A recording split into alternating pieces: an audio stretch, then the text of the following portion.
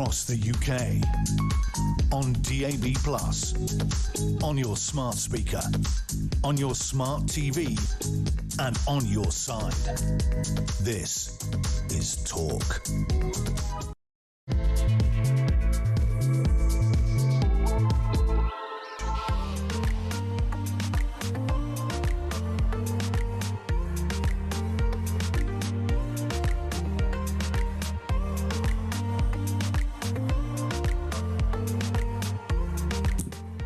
You got me now?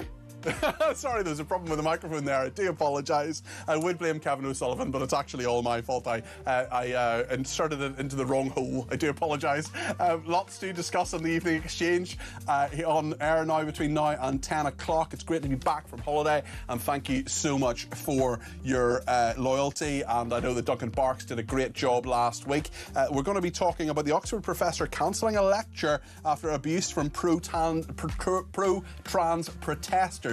It is a really worrying story about free speech being shut down. This is an expert in the law, an expert on exactly how men and women are viewed within the law, and actually his lectures have now been shut down. Absolutely dreadful. We'll go to the debate desk as well. Sean Hickey and Claire Muldoon will be here to talk about all sorts of things, including billions in aid handed over to terrorists and criminals, and the Sikh leader comparing the Novak backlash to a 1984 massacre. We'll talk about defence capability as well, and what's happening in the Middle East with Israel. Also on Dartmoor, could they lose their famous ponies? And animal rights activist Dominic Dyer will speak to us about that. We're also speaking to Ruth Davidson, Baroness Davidson, the former leader of the Scottish Conservative Party, about student loans and what's happening there, but also about the Sturgeon Murrell scandal that just continues as time goes on. So much to discuss. I want to make sure that you are part of that discussion too. 0344 499 1000 is the number to call. You can text me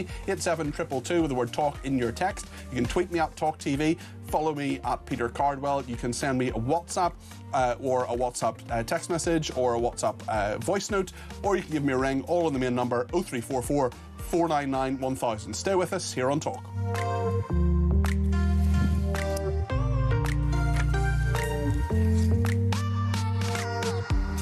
Also later this programme, we will be talking about something I've wanted to talk about for a little while actually, which is coming from Northern Ireland, as I do. I've always wondered and been curious as to how paramilitaries, loyalists and Republicans have had, maybe not people who carry out the acts that the IRA and loyalists did, but actually just allow them to exist and turn a blind eye, maybe not reporting suspicions they have or even information they have about people. That now in the present day is happening so much with Islamism as well. And we're going to talk to an expert in Islamism and an expert on Northern Ireland, someone who was the former head of the Belfast region for RUC Special Branch, about how we can get people to actually report what's going on with Islamists, make sure those terrorist attacks don't happen, and to ensure that we are all kept safe. There's loads in all of that. It's a really, really busy show this evening, and I want to make sure that, as well as my excellent guests, that everyone who is at home, or maybe you're out and about in your car, your van, or whatever,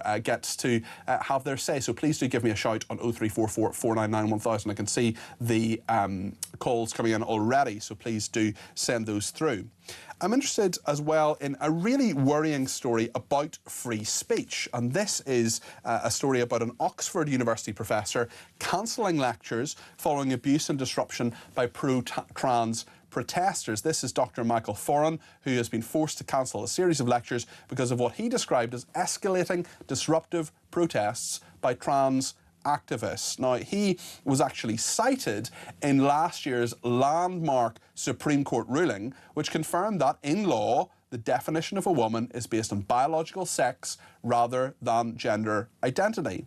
But instead of engaging with his arguments and his lifetime of scholarship and his knowledge of the law, well, a group of activist students chose to disrupt his events.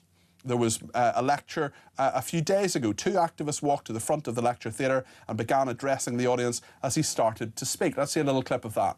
You have to and listen to questions so that we can hear your very good arguments. Put them to the lecture.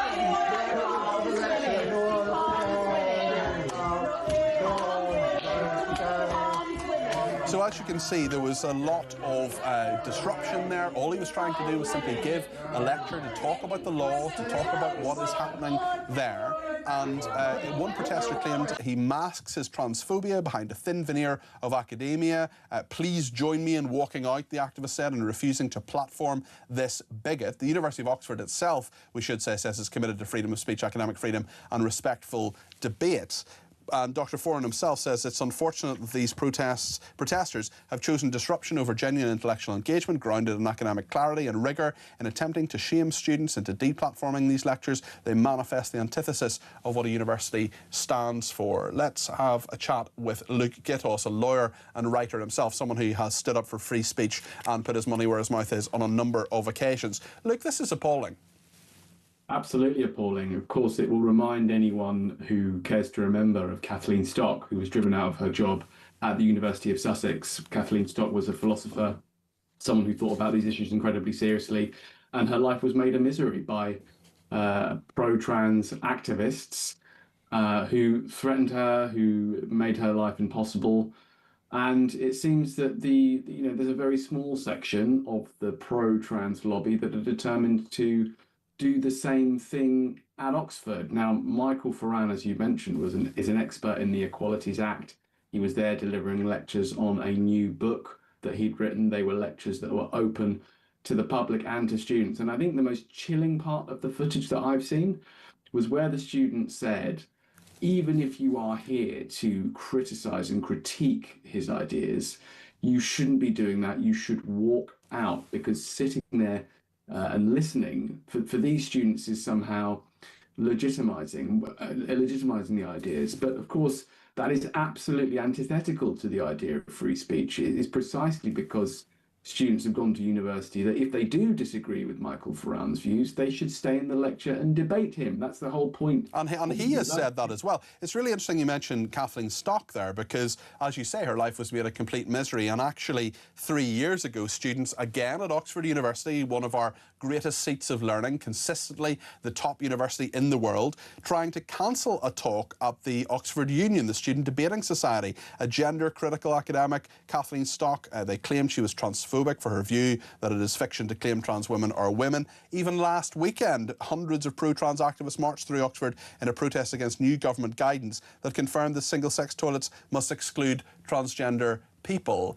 They don't like democracy. They don't like the law and what the laws say and what the Supreme Court has said. It's gone up to the highest court in the land. And here we are with another cancellation, this time of this lecturer's public lectures. You can go as a member of the public, you can go as a student at Oxford University, but they will no longer take place, Luke. Yeah, the Supreme Court, in the decision of For Women Scotland, a case that was hard fought for by some really brave women who wanted to stand up for single-sex spaces. They had to fight very hard to get that case to the Supreme Court, and it finally got there. And the Supreme Court said that in the Equalities Act, the word sex refers to biological sex.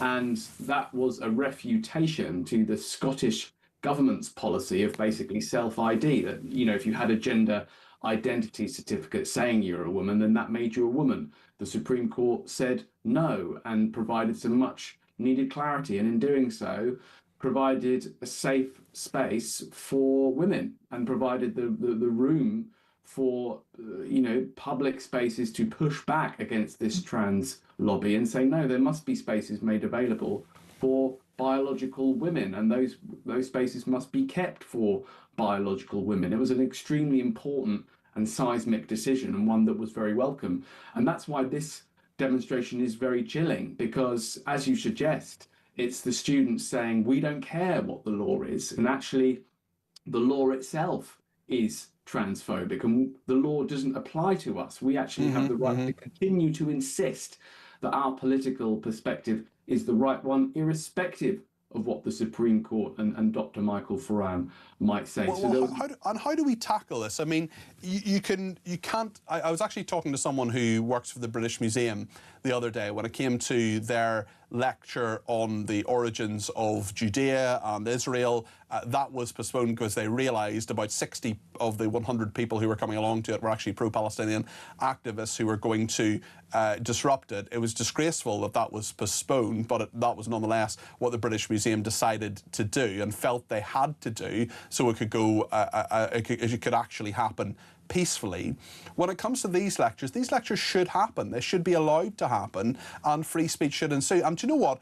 Even if he was saying, even if there was an academic who said the Supreme Court's wrong, everything they say is dreadful, and actually trans rights are human rights and trans women are women and all the rest of it, I disagree with that. I think that's factually wrong. Well, trans people do have rights, of course they do, and they should continue to have rights, and I think most people agree with that. The fact is that it's antithetical to free speech. It transcends the trans aspect of this. How do we get this back? How do we turn the tide and make sure that things like this and events like this can happen with, yeah, maybe debate, maybe protest of some description, but not being cancelled, Luke? So this should go out as a message to Michael Foran and others like him who are holding these events. The reality in today's climate is that it falls to you to hold the line. It falls to people that are hosting events, who are staging debates, who are seeking to raise discussion around really important issues. You have to keep the debate going. You have to have the event. You have to maintain your presence in lectures, in lecture halls, on campuses, irrespective of the kind of pushback you get. Now that's difficult, and you know, academics aren't there to have to push back against students and have to force their way onto the stage, but that's what it takes, and that's why I think it's such a shame that Michael Foran has cancelled the rest of his lectures, because I'm afraid we do need some backbone. We do need to say to these protesters, no, you are not stopping a debate from happening. You are not shutting this down. And people like Kathleen Stock did that. Kathleen Stock could very easily have just rolled back on all her positions. She could have gone very quietly. She could have simply sought to, you know, dial back and go back to the kind of work that she was doing before and aesthetics and sort of academic philosophy. But she said, no, this is not going to prevent me from making my argument. And you have other people like Maya Forstater, who was a celebrated barrister, put everything on the line in order to make her case. And you know, that's what it takes. And these women have given up and sacrificed a huge amount to get us to the place where we are. So now it falls to the rest of us, when we have debates on these topics, to have them, even if they upset people, even if it means you have to, you know, ask the university to make sure that these events can happen. And, you know, universities now, thanks to recent legislation, you know, they've got a legal obligation to ensure that. Well, that's another thing, and it should be said that the University of Oxford has released a statement and has talked about this and has said that they will do all they can. They've said they're committed to freedom of speech, academic freedom and respectful debate. But surely it must do more as an institution to implement those principles, whether it's actually protecting its own academics from putting their... and this is not someone just making a speech. This is someone talking about a lifetime of scholarship and the legal aspects of this. Yeah, I mean, I remember when I was at university in 2008 at the University of Sussex, and we campaigned to overturn the no platform policy back then, so that basically we would be allowed to invite to speak whoever we would like to invite to speak, and we did it in the name of free speech. So this debate has been around for a long time. You know, the magazine I write for, Spiked, used to produce free speech league tables, ranking every university in the country compared to how well they protected free speech. More recently, the Free Speech Union has, you know, put a lot of pressure on universities, and eventually it's led to, you know, statutory protection coming in for universities to push back against these things and to protect free speech on campus. So we've seen a huge amount of activity in this area over recent years. And I think that's actually giving me one room for real optimism, which is if you watch the footage, you look at the audience are the ones calling for the protesters to get out of the room. And I haven't seen the full unedited clip yet, but I don't see significant numbers of people standing up from the lecture and walking out with the protesters. In fact, the mood is very much get off the stage and let the man speak. Now, we need more of that. We need more of that pushback, and that pushback comes from the public, but it also comes from academics and universities. And I think if anywhere, the pushback in favour of free speech has to come from our universities, has to come from our academics. And although we have, you know, over recent years, thanks to protesters, thanks to people pushing the issue, we're seeing some real green shoots. There's clearly a lot more work to be done. Luke, thank you as always. Luke Gittos there, a lawyer and writer. That's on the Oxford professor who has cancelled his lectures after abuse from pro-trans protesters. Penny in Essex says, good evening, Peter. These students are supposed to be the best of their generation, but actually they're a disgrace. Well, they certainly don't believe in free speech. They would deny that to this very decorated academic. It seems any hot-button issue for the left, says this texter, can't be spoken about, even resulting in violence or threats of violence. As someone who's pro-Israel, I can attest to this. Dawn in Chelmsford says, the attack on free speech is appalling. I also think we're becoming a more abusive society. People on social media don't just disagree, they make it personal insults. And I totally agree with that. I know exactly what you mean. I've been the receiving end of some of them myself, although not on the same scale, I'm sure, as Professor Foran. Lots to discuss on the debate desk. We'll speak to Claire Muldoon and Sean Hickey about all of this and many other stories that are making the news today. But first of all, I want to tell you about the FIFA World Cup. It's kicking off this Thursday, and our friends at talkSPORT are sending you and a friend straight to New York City with Adidas, the tournament's official match ball supplier. It's the ultimate trip to watch England face Panama live at the MetLife Stadium. Return flights, hotel, match tickets and spending money, all taken care of. Plus, Adidas is throwing in the official Trianda match ball and a fresh pair of boots. So don't miss out. Here is how to enter. For your chance to win, head to our friends at talksportwin.com or text TALK to 83338. Text costs £2.50 plus your standard network rate, or call 0343 418 7260. Lines close on the 12th of June 2026 at 4 p.m. That's when you'll need to answer your phone if it rings. 18 plus UK residents only. This is a network promotion. Full T's and C's at talksportwin.com. So for your chance to win, text TALK to 83338 now.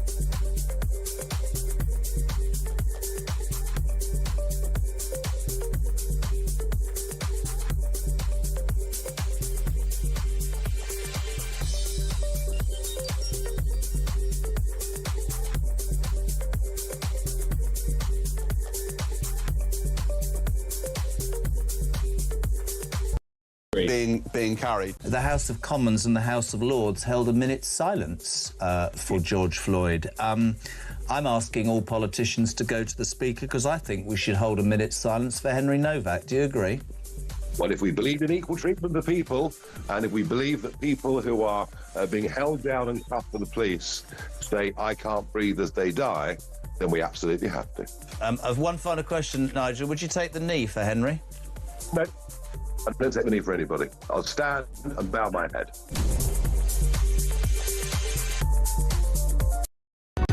Across the UK, on DAB+, on your smart speaker, on your smart TV, and on your side.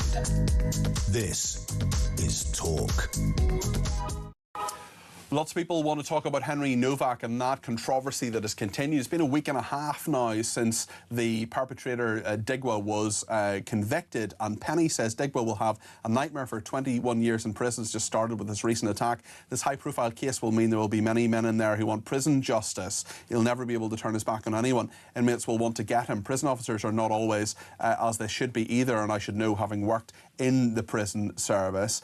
Steve in Bromsgrove as well says, please will you correct the record on behalf of Sikhs? Digwa used a large illegal dagger. That is correct. It was not his kirpan. It was not the ceremonial blade, the ceremonial knife that he had. It was a separate kind of machete-style knife, and his parents indeed will be sentenced for allegations around the storage of knives and all the rest of it. Steve says he was carrying a small ceremonial kirpan, yes, but he had a larger straight-bladed dagger, which was illegal and was used on Henry Novak. This needs to be exposed and reinforced for the support of Sikhs and the further denigration of Digwa. Steve, you're absolutely right. I'm very happy to point that out. That is factual, and indeed, I remember talking about that exact point on the weekend shows I did.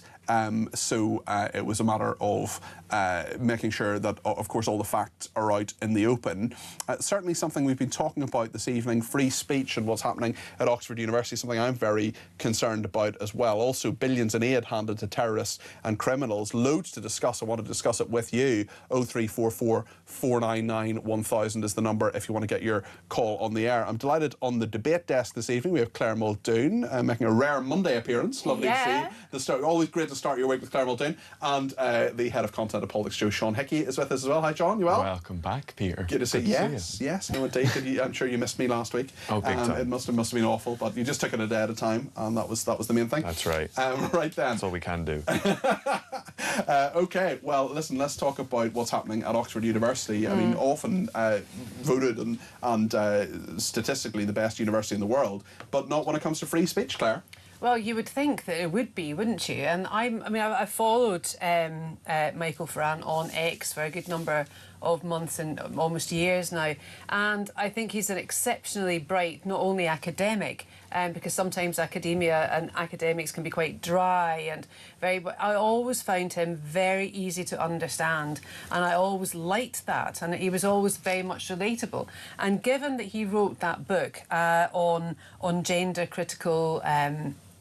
On gender ID, etc., etc. He was cited in the case as well. He was cited in the case. Yeah. He is full of integrity. He is very legitimate. And if I could have, I would have gone to his lecture because I think he's got so much to say. Now, whether or not I thought all of that about him, whether I thought the complete opposite of that, I think we're in danger now of people just choosing their own echo chamber and listening to people that just fits their rationale or their own narrative and their own discourse, and that is so wrong. And for an established educational institution like Oxford University, where you've been, you need to be the bright of the bright and think in an exceptionally well way, to put your points across and tease out arguments and formulate views from listening to other people. Yeah. This is shocking. I mean, this is just absolute. Am I surprised? No, well, because this trans lobby have got a lot of people up in arms because of their deceit and because of their capricious way of gnarling into things and spoiling things. And the point is that it is meant to make you think, it's meant to make you open to new ideas, and also, even if someone is wrong, to allow them to have their freedom of speech. Sean, what do you make of this? Yeah, I mean, it's one of the latest in a long line of whether it's a debate about trans issues or whether it's a debate about what you put on the breakfast menu in the university. All universities and all students have debates in and outside of the classroom, in and outside of the lecture theatre. I think with something like this, I mean, I was looking at the videos of the protest itself. Yeah. Quite an empty room, I would say. So I would wonder if there's kind of an aspect of this where Dr. Michael is kind of thinking to himself, can I get some publicity for the book that's coming out? I don't know, maybe I'm being a little bit cynical. Sure, maybe people were kept away. Maybe people were kept away from it because they were worried about the protesters. Let's just have a quick look at some of the protests that happened the other day when he gave his lecture. Stay and listen to questions so that we can hear your very good arguments. Put them to the lecturer. And I mean, it's just chaos, really. But it is, as you say, there aren't a huge number of people in. Well, I mean, it's hard to tell. It's always hard to tell in a lecture theatre. But one protester claimed Dr. Ferran masks his transphobia behind a thin veneer of academia. Please join me in walking out and refusing to platform this bigot. The University of Oxford itself says it's committed to freedom of speech, academic freedom and respectful debate. What do you think should happen here to allow this to go ahead, Sean, if you in fact think it should go ahead? Absolutely it should go ahead, but he's cancelled it himself. So he's made the decision But how himself. are you meant to give a lecture when people are shouting and doing perhaps that? he should have some sort of ticketed event. If you don't have a ticket, you're not allowed into the lecture. But I mean, I've been to you lectures can't at the stop people university. getting tickets. That's the university, though, to do that as well. And interestingly, on that exact matter, I was saying this a few minutes ago, I was chatting to someone from the British Museum recently who was telling me about their lecture on the history of Israel, for example, and they realised that of 100 seats, 60 people who got tickets were pro-Palestinian activists. So clearly that was not going to go ahead as was originally meant to go ahead. So people can get tickets to those things. Yeah, I mean, it is a difficult one, isn't it? Because a lot of people would interpret things like this as a space for debate rather than a space for a lecture, which is quite unfortunate. But he's saying, debate me. He's saying, come and engage, rather than engage with my arguments, a group of student activists chose to disrupt the event. So is he then going to reinstate the third and fourth lecture so people can come in and I'd love him debate to. I'd absolutely I think that would be a good idea. Yeah. I do agree. I'm not sat here saying that he shouldn't be doing it at all. But how can you have the peace and the freedom to do that if people are just going to protest in that way? Surely, I mean, the university has a massive role here, hasn't it, for this to go ahead? Absolutely. I mean, it's. I think it's a difficult place for the university to be in, because then you'd wonder, okay, at what point do we step in and say we're going to police this entirely? Are we going to have a moderator from the Department of Law come in and say, no, only you can talk, only you can talk? If we don't have this convivial debate as we would like at this university, then we'll end the debate, end the lecture. Well, what they could have done if they really wanted to protest was protest outside to try and prevent people coming in, and those that would have wanted, they should have been removed, actually, because there's no place for that. No, but I mean, in fairness to him, if he's saying that they should debate him, I think he should allow... Yeah, but then they were standing up, Sean. They were standing right in front of him. He had to walk away from the microphone because then another protester stood in front of the raised platform, the dais, and, he could not deliver what he was supposed to do. Absolutely agree with you. I think in that scenario, when he's talking about a lecture... And as he says, they, talking about the protesters, manifest the antithesis of what a university stands for. Yeah, I mean, that's an interesting point, and certainly Melanie has been in touch to say that a lecturer is supposed to be someone who disseminates his or her knowledge, as a book or website does. Sometimes students agree and sometimes not. The lecturer is allowed to express viewpoints. This is perfectly acceptable. Lecturers are not trained school teachers. They do not have to cater for everyone and to adhere to possible sensitivities. Yeah. In fact, some lecturers can be extremely rude for no reason and be offensive. This is why many school teachers feel strongly the lecturers should have a separate teaching qualification in addition to their academic achievements, like they do, so that there is a better understanding in both teaching and learning styles. A lecturer is allowed to think differently and be overtly controversial, whereas a school teacher has to be diplomatic. However, for both, rudeness is a no-no, says Melanie. Really interesting points on that, I think, Claire. Yeah, and I take on board a lot of what Melanie has said. A very well thought out message to you, Peter. I agree, and I think what we are finding, and I know I can speak from authority in this because my 4 kids have just, and my last one's just about to graduate in a couple of months, a couple of weeks even. God, it feels that way. I've only waited this long to get them all off my hands. It's a number of decades until they can pay it all off. Tell me about it. We're actually talking to Ruth Davidson a little bit later on about that. Yes, so she has got this. She's the former leader of the Conservatives in Scotland, and she has got this new idea in terms of student loans and all the rest of it. So we're talking about all that. I imagine Nicola Sturgeon's name may come up in that conversation. Well, think of the number of students. Remember the amount of student fees they could have paid with that 400,000 that they invested. That's a very good point. I mean, free education for all. Yeah. I know a coffee machine is anyway, sorry, appealing... I know. Would you rather have a degree or a coffee machine? Well, at this point, if I'm still allowed to sit here, I'd have a coffee machine. Some of those coffee machines you need a degree to work them. That's a very good point. Back to the university, though, yes. What I have found is they are very much an echo chamber. They're very much a closed shop in respect of giving off opinions. And I know children, young students, young adults that are frightened almost to speak up in tutorials, if they even have tutorials now. I mean, they only have 12 contact hours a week. Yeah. Sometimes it's less. It's less than exactly. that. In terms of how this is happening, do you think this is a uniquely UK problem, Sean, or are there other parts of the world where this is happening as well? No, not at all. I mean, if we're talking specifically in the context of the particular debate on trans, I would say that, I mean, I've seen it in Ireland a couple of times, particularly around the presidential election last year. There was a mix between this kind of, I'm sure you've talked before about Enoch Burke on the show. Yes. And his brother is a student at University of Galway, which was in the constituency of the presidential candidate.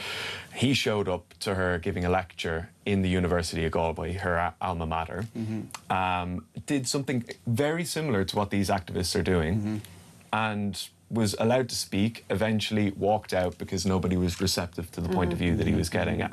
So I think, again, as I say, the space for debate is one thing. I think the format of this event itself didn't lend itself to that. And in fact, if people are opposed to the things that, that Dr. Foran is saying, you should perhaps not make a scene like this, because it would stop us. There are other ways us from talking about it on the radio today. Well, exactly. There are lots of ways to make your points, aren't there, Claire? Yeah. Yeah, OK. Bold and brashy and Glaswegian for one. I can't think of anyone who fits that description. Becca has been in touch and says, if my child's education got disrupted by these idiots, I'd be claiming some money back from the university. And quite a lot happening as well about a story that is going to be discussed a lot more later about the chairman of West Ham as well. Robert has been in touch and says, we're watching the news when the topic of the West Ham chairman came up, and the language the BBC chose, they chose to call him a predator. I'm not getting into this, but is he or isn't he? There are certainly allegations which he denies, it should be said. I want to talk about, should the taxpayer-funded media be allowed to label any person when they've not been convicted? It's an allegation, just like the killer of Henry Novak made an allegation to another taxpayer-funded organisation, the police, and they just stood there and watched him die. Don't these groups learn? Well, certainly the BBC, I'm sure, will make clear, because they'll be lawyered up to their eyeballs, that the West Ham co-chairman and board member will have denied those allegations and been very clear that he denies everything that he is accused of. We will talk about that a little bit later on. Graham's also been in touch and said, I've just heard the terrible news of the lecturer being heckled. Put those hecklers in the services. They won't be hecklers for long. Lots to discuss. We'll come back to the debate desk in a minute. We're going to talk about a number of other issues, including the billions in aid handed to terrorists and criminals. We'll be talking about the Sikh leader, comparing the Novak backlash to the 1984 massacre. Loads of people want to talk about Henry Novak still. It's been a week and a half, and there's so many people who have so many points to make on it. If you're one of them and you want to talk about anything at all, or maybe put a point to Claire or Sean, 0344 499 1000. Stay with us.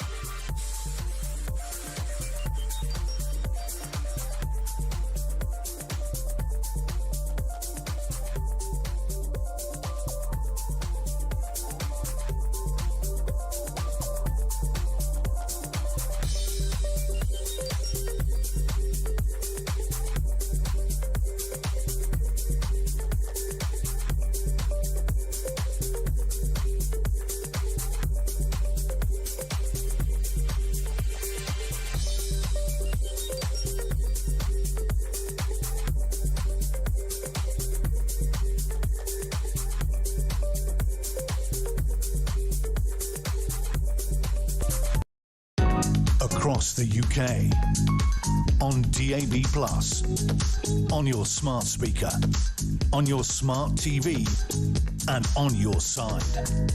This is Talk. Thank you to everybody who has been in touch, including Fern in Glasgow, who says, if Henry Novak had been black, there would have been streets on fire across Britain and looting, George Floyd style, says Fern in Glasgow. This very, very interesting, horrendous, disturbing police case continues, and we know that the murderer has been convicted. That's sentencing as well.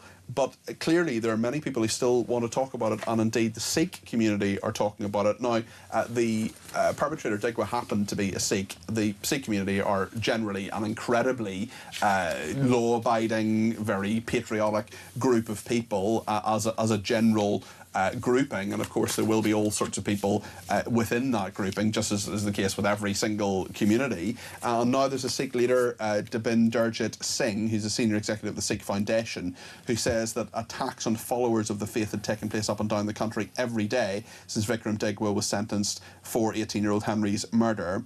Mr Singh, who's been described as a leading supporter of an independent state for Sikhs, said what happened since last Monday, which brings home what happened 42 years ago, is that when body cam footage came out, there was real danger. He was referring to an event, a massacre in India, which left hundreds of people dead. He says, we understand that. We were just as angry with the police officers and obviously Digwa because he's a murderer and those lies he told. But unfortunately, every single day since Monday, Sikhs up and down the country have been assaulted. Children, men, women, pensioners, doctors, people going shopping, people walking in the park. One person went to the gym and he was told, we're going to hang you by your turban. What if someone gets killed?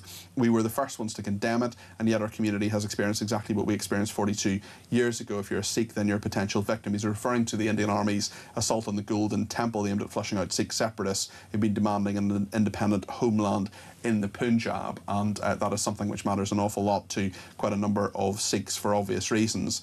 I just wonder, with the Henry Novak controversy, you're still on the debate desk, I should say, with Sean and Claire. Sean, where do you think we are with this now? Because it's been talked about, it's something that I have found, I know it was off last week, but really for the last kind of week and a half, people have had so much anger about it. It's been very politically controversial. I don't want any Sikh person or any innocent person to be attacked in any way, and totally condemn that. Where are we with this, do you think? Well, I mean, I was down in St Denis in Southampton actually on Thursday with Politics Joe, and the scenes there I've not seen the like of in all of my time reporting. I mean, we've been, when you look at how some of the kind of left-wing outlets have reported on this, it's been kind of a comparison between Southport and Epping and things like this, where something happens, the community flares up. But genuinely, the cross community, and I'm talking Muslims in the community, I'm talking Sikhs in the community, European people, are horrified by what has become in that area. And I mean, when it came to the particularities of the case itself, it didn't seem to matter for what happened in the days that followed, and it was just horrific for people who lived there to have to deal with the aftermath and have to tell people, we're not racist, we're not, yes, of course, the police have questions to answer, but we should not be the ones held responsible for what happened in the days following the decision.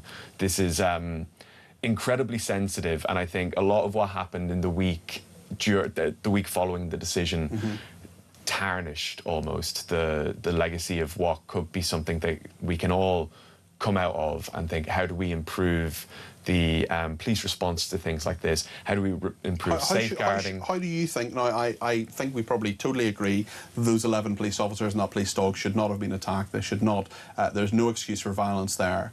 But if you're a peaceful protester, as many of those people were in Southampton, how should they make that view clear? Because there's so many people who just don't feel that the authorities are listening to them.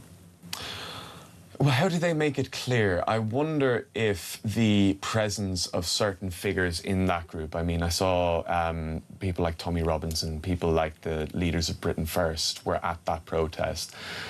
And of course, there were people that had legitimate concerns and legitimate anger. But the way that, and Keir Starmer talked about this on Wednesday as well, the way that this was politicised, there should be Did he a not lot politicise it?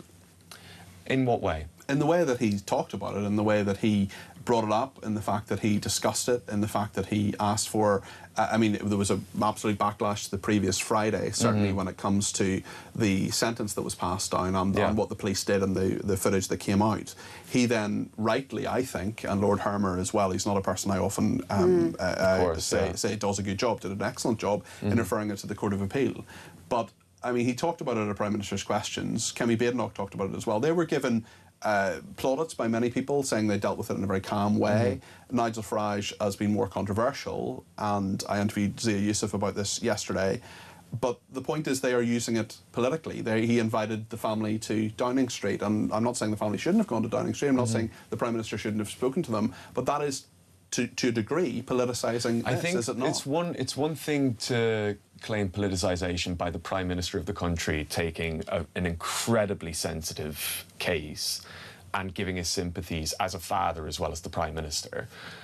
But on the other hand, using it to talk about alleged two-tier policing. Now, we can get into another conversation. Do you not think two-tier policing Well, I think there's another conversation to be had. Well, let's do that in a second.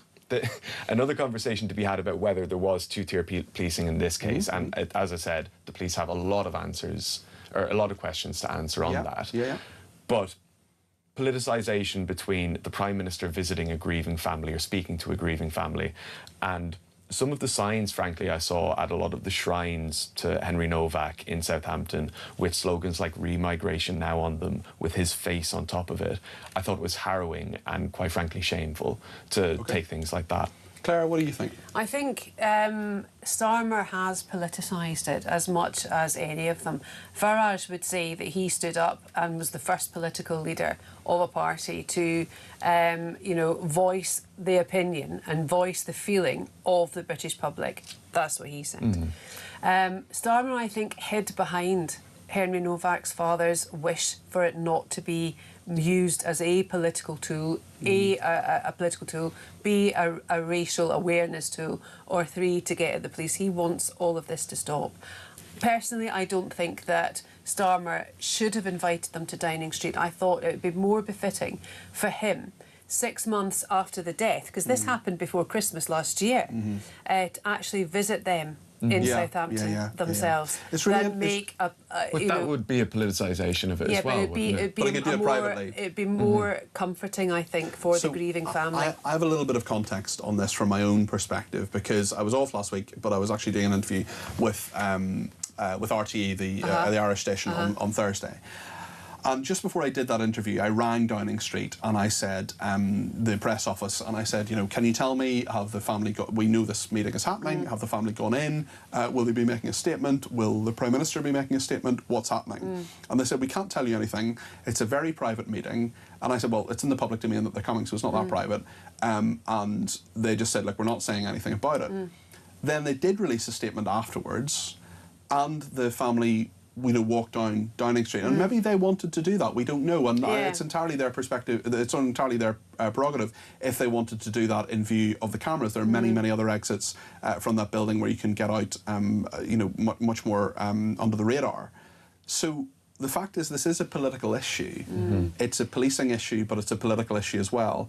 And there is a lot of anger out there, Claire. There is a lot of anger, and it almost reminds me of at the time when it was found out that COVID was released from the Wuhan clinic. A lot of Chinese people and Asian people in this country got lots of abuse from people in the street. That's right. And I think this is just... Well, we see Jewish people being held responsible for every word that comes out of Benjamin Netanyahu's mouth. Yes, and held responsible for what's happening in Gaza and in Iran and in Lebanon. And I think it's so sad that the anger people have in this country for other citizens, whether they be different in race or creed or whatever. I don't get the concept of going out in marches. I really don't. It's just not in my makeup. I just wouldn't do it. I was brought up in Glasgow where we had the orange marches that I used to think, why do this? So if you are upset about something like this, or there is a big political issue that you're upset about, obviously you have a platform and that you come on these programmes and so on. Yes. But what do you think, if you're sitting at home or in your car or whatever listening to this, what would you say, and I'll ask you this question too as well, Sean, what would you argue is the best way to express your anger peacefully but also to make your voice heard? With context and dialect, by talking to people, talking to your family over supper. You know, extrapolate on the views and try and get to the crux of the matter of how they are feeling, and encourage them when they're out in their place. I mean, that's the other thing. You can barely speak. I mean, Jeremy Vine said the other day he's conscious of being a Christian working at the BBC. So people are constantly on edge of what they can and can't say. And I think if we can remove that, if we can make it safe for people to voice their opinions, especially face-to-face, instead of on X, instead of being faceless, instead of thought crimes and being arrested for that, I think the world would actually get on a lot better. Yeah, I think that's the crux of it as well. There's a lot of, when it came to, I mean, I was on here last week and we were talking about whether the Kirpan should be banned alongside this conversation. So I think the media has a lot of a responsibility in how these things are reported and how the public Personally, I don't think it should be. I mean, we do have a responsibility as commentators, as journalists, as whoever we might be within the media sphere, to treat this with the due sensitivity that it deserves. And when, as I said, when I was out in Southampton speaking to people there, completely legitimate concerns, completely legitimate upset. The co-opting of that upset and the co-opting of that anger in political means is something that they were disappointed by, frankly, but their opposition and concerns about certain things still stood. And these are legitimate conversations to have in the aftermath of things. But I think when we're talking about a particular community that has lived, like the Sikh community in the United Kingdom, is often held up as the model community of integration, of interaction with the host community. And from that, a day later to being public enemy number one. Yeah, but not everybody's incredible. public enemy number one. And I think sensible people absolutely realise that this is not the Sikh community. This is one person who happens to be a Sikh, who didn't use the kirpan, who used a different blade, and the kirpan debate is another debate to have but as well. fundamentally within this as well, I think a lot of the commentary that we were looking at was, again, to go back to the policing aspect, this man was reported to the police by his local Gurdwara, who banished him because he stole from the Gurdwara several blades prior to the event itself. And this was kind of paragraph 3, paragraph 4, an aside in commentary that this is a policing issue. But that's never going to be the top line of a story, and we get that. But it's important. And yet again, I mean, Sean makes a really, really good point that you've always got to know the facts. You've got to, you know, if you don't know the facts, find them out. And we almost all of us have a device in our pocket which has basically every fact known to man at our fingertips. So there's never any excuse for not knowing the facts. One person has been in touch to say, talking to your friends and family at home won't affect government. People protest because they want to see change from the top. Thank you also to Lorraine, who says, your politics Joe guest, that is Sean, fails to read the room. Of course, Starmer has politicised Henry Novak. He used the family, in my opinion, as a deflection from the real issues of racism and two-tier policing. He also uses as a false sympathy narrative tool to attack Farage. I felt his behaviour has been disgraceful throughout this awful situation. Sean in Bradwell says, where has Starmer been regarding Rhiannon White's brutal murder in Walsall with her mother, who hasn't had a response from him nor government? Starmer has definitely used poor Henry's death as a political tool, in Sean's opinion. Michael says, I draw no distinction between Farage highlighting what the vast majority feel is two-tier policing and Starmer inviting the Henry Novak's family to Downing Street 6 months after the actual murder. If Starmer can do it then, so can everyone else, says Mike in Lincoln. Michael says if students disrupt lectures as political activists, they should be expelled because they deprive other students. If the activists are foreign students, then their visas should be withdrawn. They need to be taught social discipline. And Dawn in Chelmsford says, I did a few guest lectures at the University of East Anglia. I was on social housing management. The students were all dressed by Oxfam and I wore a smart suit. We debated dressing down to make tenants feel more comfortable. They were reasonable, says Dawn. There you are. Yes, when I was doing my lecturing recently, I was doing a little bit of lecturing, and day one I was sort of reasonably smart, wearing something a little bit like this, and by the final day, I mean, I had 4 days beard growth, I had a jumper, old natty jumper on and all the rest of it, and I was fitting in with the students a little bit more. That's disgusting. A wizened old academic, I am disgusted by that. Well, I mean, Claire, you are a sartorial wonder, as always. You know, are you wearing shorts today? I'm not wearing shorts today. My legs are fully covered. Oh, I can sense your disappointment, Claire. I can sense your disappointment. Lots more to discuss after the break. If you want to get your views on the air, 0344 499 1000. Stay with us.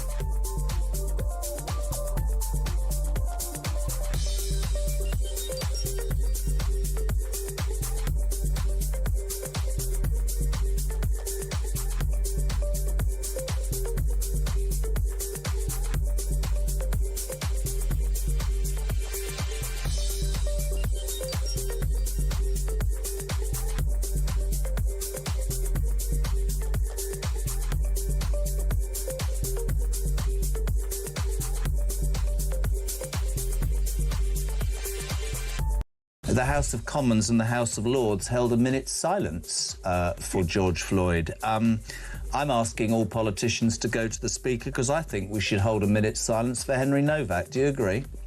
Well, if we believe in equal treatment of people, and if we believe that people who are being held down and cuffed for the police say, I can't breathe as they die, then we absolutely have to. I've one final question, Nigel. Would you take the knee for Henry?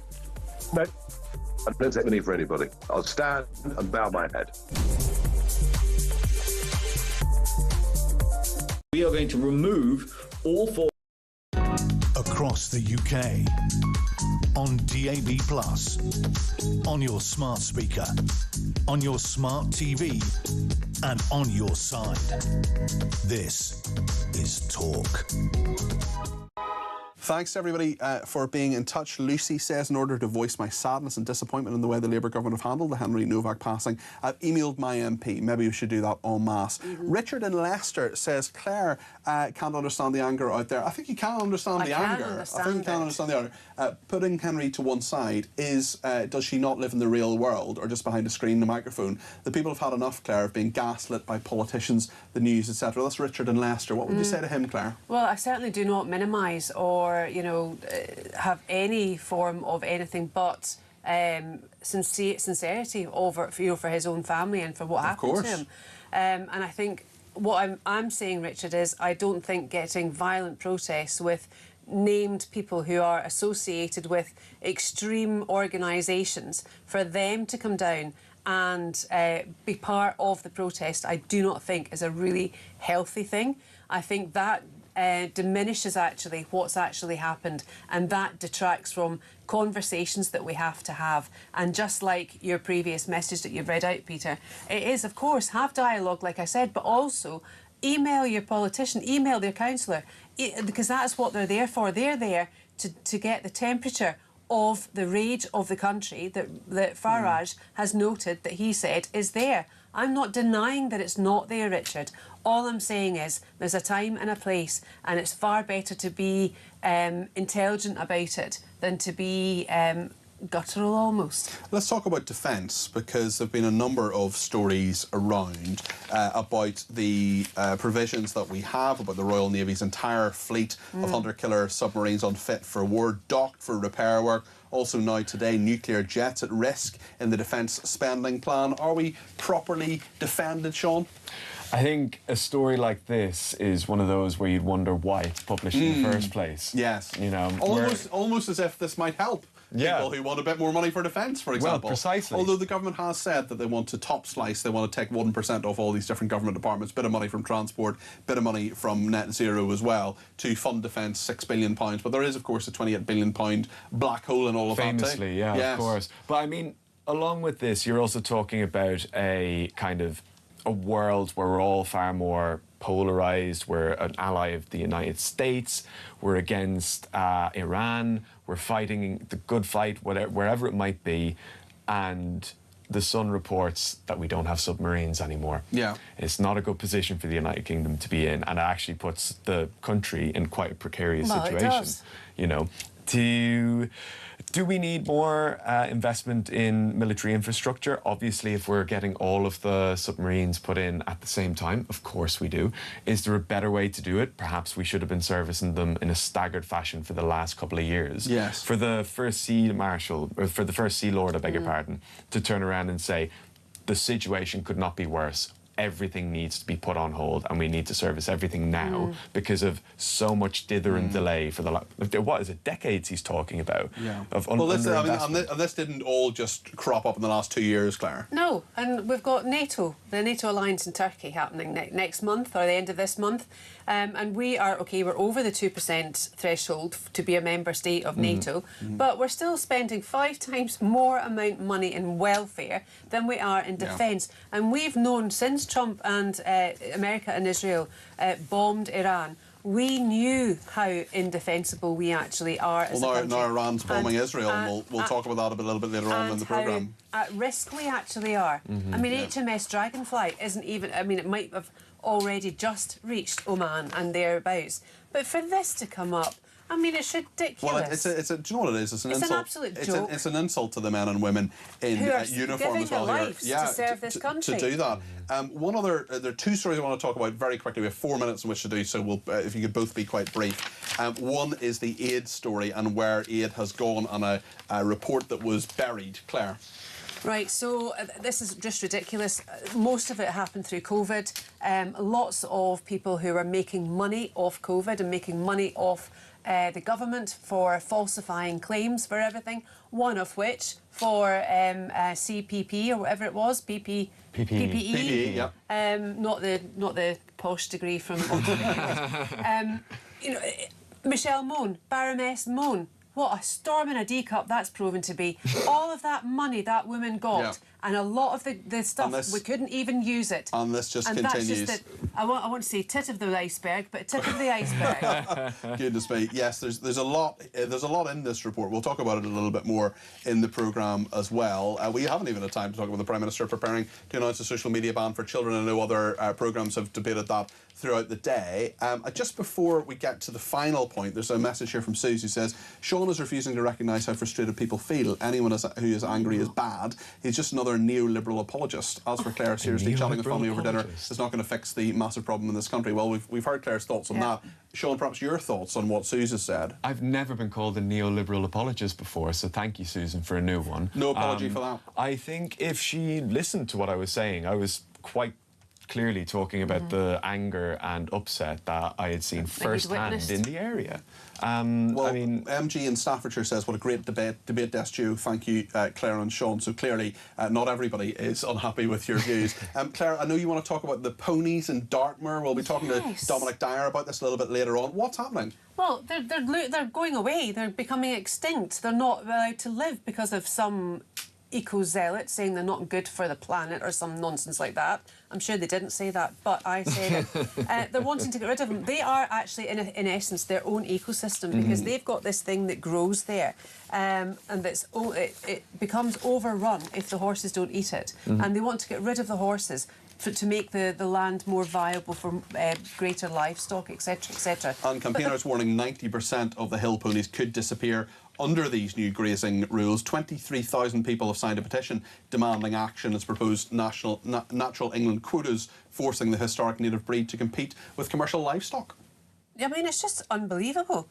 I mean, it's quite the opposite, though, of eco-zealotry, but I will give you an eco-zealotry point if you'd like. Why, for saying it? We're talking about this in the context of livestock grazing. It's livestock grazing that's preventing the ponies from being allowed to graze there. So the solution is possibly to have less livestock, to have more ponies. I mean, well, they did have more ponies, but look at the figures, Sean.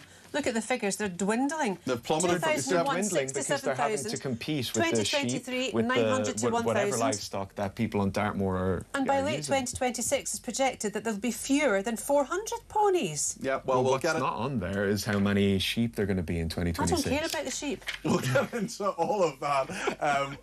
All lives matter. All sheep matter. We'll get into all of that later on in the programme. For the meantime, I want to say a huge thank you to Sean Hickey from Politics Joe, who's the head of content there, and the political commentator Claire Muldoon. Always lovely to have you on the programme. We're going to speak to another fierce and fearless Scotswoman.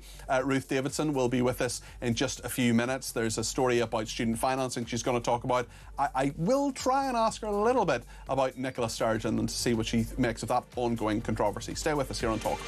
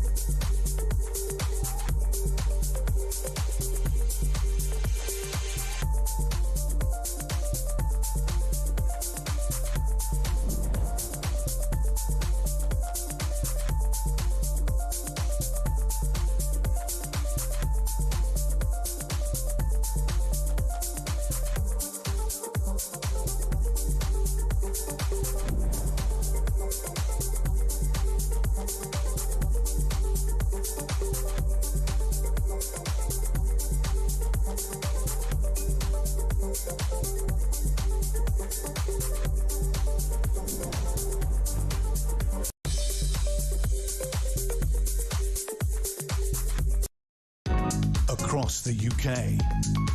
On DAB+, on your smart speaker, on your smart TV, and on your side. This is Talk.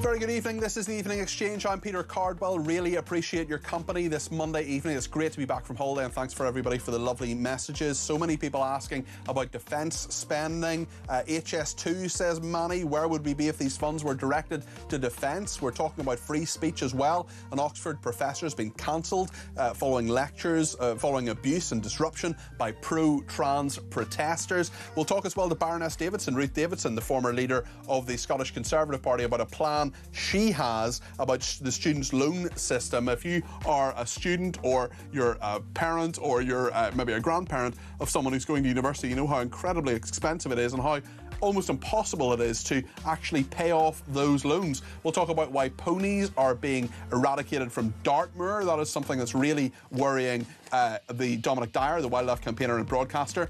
And also we're going to talk about extremism and how it can be combated, both from my own background in Northern Ireland, but also with Islamism too. We've got experts on both who are going to join us in a few minutes' time. I'm really looking forward to that debate because it's a fascinating one and very, very pertinent at the moment.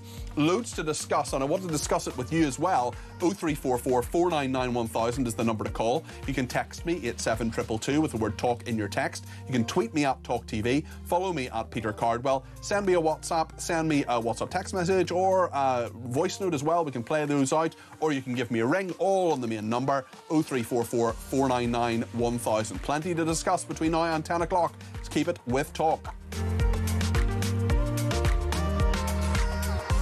Well, thank you to everybody who's been in touch, including Martin, who says, because of the cuts insisted by the Treasury, there is no money for spare parts in the RAF or scavenging parts from aircraft, but to at least keep some flying until they are allowed to buy more.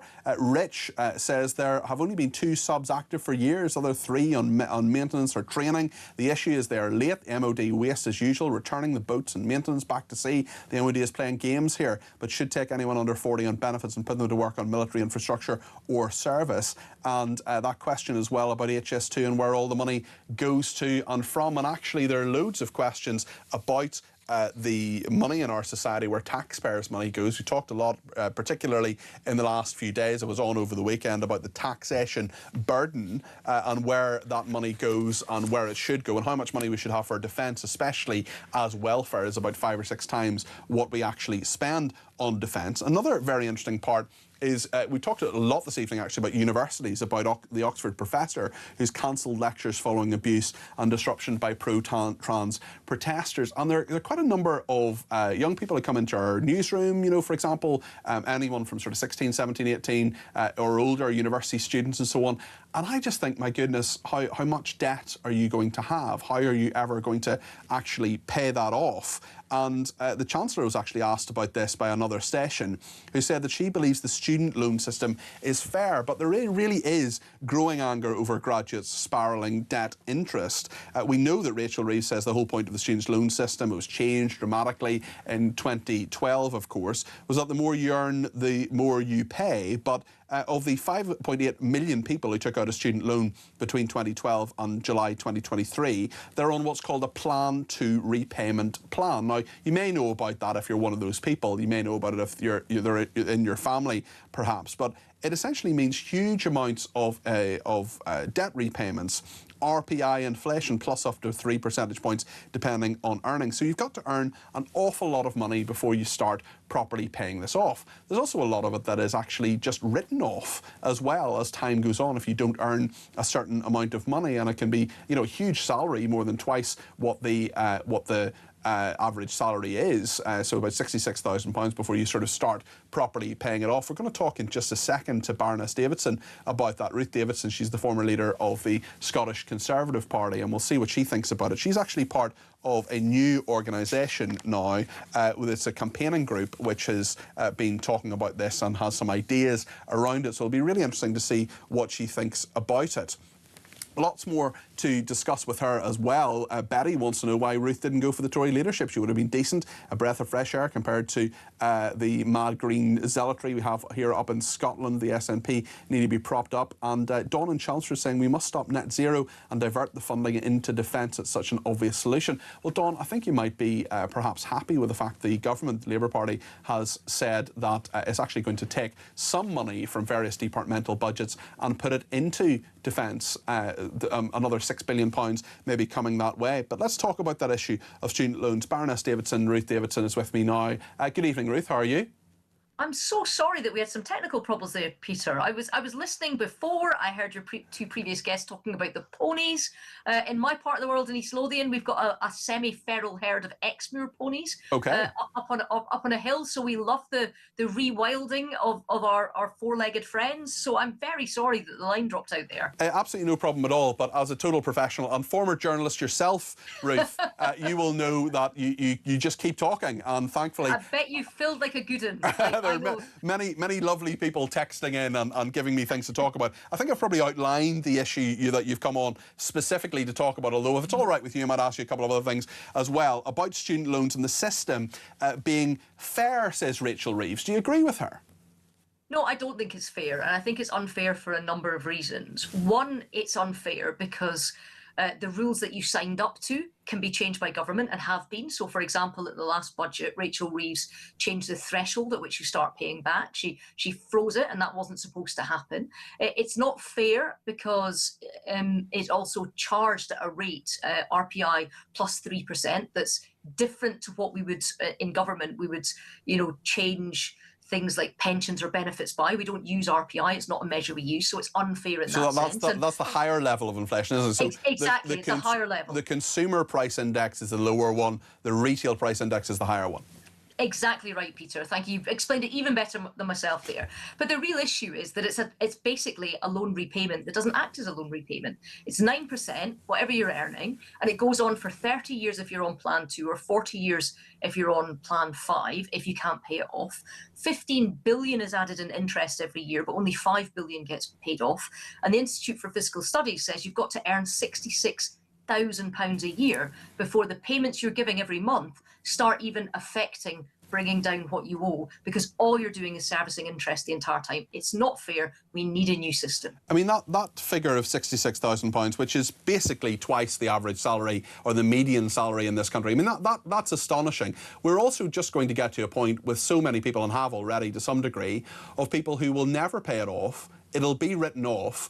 And then the whole point, I remember as a young journalist covering this story of tuition fees and the real the mangle politically that the Liberal Democrats went through, loads of resignations at the time, I'm sure you remember from the time, and the Conservatives as well had a tough time with it as well, talking about student tuition fees. Yet the point was, part of the argument was, why should a bin man pay for a doctor's tuition fees? But the fact is, the net result will be that that's essentially what will happen if the doctor, well, maybe not the doctor, but maybe the teacher, doesn't actually pay off that money that they've borrowed. Well, that's exactly right. Even by the Treasury's own numbers, they think only a third of these loans will ever be fully paid off. So it's already costing the country. So the maths here just doesn't work.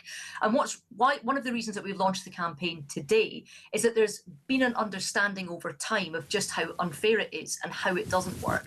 And we think there's something we can do about it. As you said, Rachel Reeves says there's nothing to see here. It's all fine and dandy. But other people are waking up to it. We've now got not one, but two select committee investigations into this. The Education Committee is looking at how universities get funded. The Treasury Select Committee is looking at what it costs students. We've even got people that have previously been on board changing their positions. So we've seen the Conservative Party, Kemi Badenoch, has come out with a new deal for young people. We think it's a good first step, but doesn't quite go far enough. So the politicians are waking up to this. But what we need to push the government over the edge to actually get them to act is we need the country to roll in behind this. And we know that you've talked about it on your show a lot. We know that other people have. There's a real understanding of this. But we want people to sign up at www.fairfees.uk and just show the strength of feeling. So if you're a student that's worried about how much you're going to come out of university owing, if you're a graduate that's saddled with over £50,000 worth of debt, and that's just the average that students come out of university with now, if you're a mum or a grandparent, you're worried about this, or even just somebody who cares and thinks this system is crazy and it's unfair, please sign up And please also, there's a form there to tell us your story. We're putting together as many stories as we can, and we're going to try and be that last push that gets the government to act. Well, it's really interesting you mentioned that. In front of me, speaking of broadcasting, in front of me behind the glass are 4 youngish men who work on the programme, and they've just told me that none of them with student loans will ever be in a position to pay them off. They go up every month but will be written off after 30 years, and that just illustrates the point, I think, very well. Maybe they'll give you their story on that website. Just talking about universities, there's a story today, Ruth, about an Oxford professor cancelling lectures following abuse and disruption by pro-trans protesters. I know you have strong views on this issue, and I know that you really care about free speech. What would your advice to Oxford University be in that regard? My advice is to ensure that people can challenge safely and have the debate. I think the whole point about further and higher education establishments is that they are places where you can trade ideas and you can be challenged, and that you can have, intellectual discussions and thought, and that you don't only associate with people that believe the exact same thing as you. I think that having that debate is so important. And I think that one of the things that social media, and that's in the news today after the Prime Minister's speech, one of the things that social media has done and the way it's changed in this country is it's allowed people to speak only online to people that already agree with them, and then just shout at the other side. And actually we learn so much more from having our ideas challenged. How do you speak to your son about social media and the internet? How do you kind of do that as a parent as well as a politician? Well, I'm quite lucky in that my son's still only 7, so I've got quite a lot of this still to go in terms of when he wants to get online. He has a smart watch at the moment, so we can track him and we can phone him and he can text us or whatever if we need to. But we've not actually at the stage where he wants to have any social media sharing with his friends. And I do expect that this is going to be an issue, and it's going to be one that we are going to have discussions about. And in terms of where the school is and in terms of what our local authority and their education department says, we'll work in with that. But also quite a lot of it is about where the parents are as well, because if the parents can all kind of agree roughly where they are at the same age, then there's less pressure and peer pressure from Finn's friends who are maybe a little bit ahead of him. You mentioned a smartwatch there, and certainly flashy gifts have been on the agenda when it comes to what's been happening in Scotland recently. Oh, what a link, Peter! What a pro! Thank you. Well, I mean, a compliment from Ruth Davidson. My goodness, that means a lot. Tell me what you think about Peter Murrell, Nicola Sturgeon. What should happen now? There are so many people who say there should be some sort of public inquiry, there should be some sort of parliamentary inquiry, maybe in Scottish Parliament, maybe in the Westminster Parliament. What should happen now, do you think?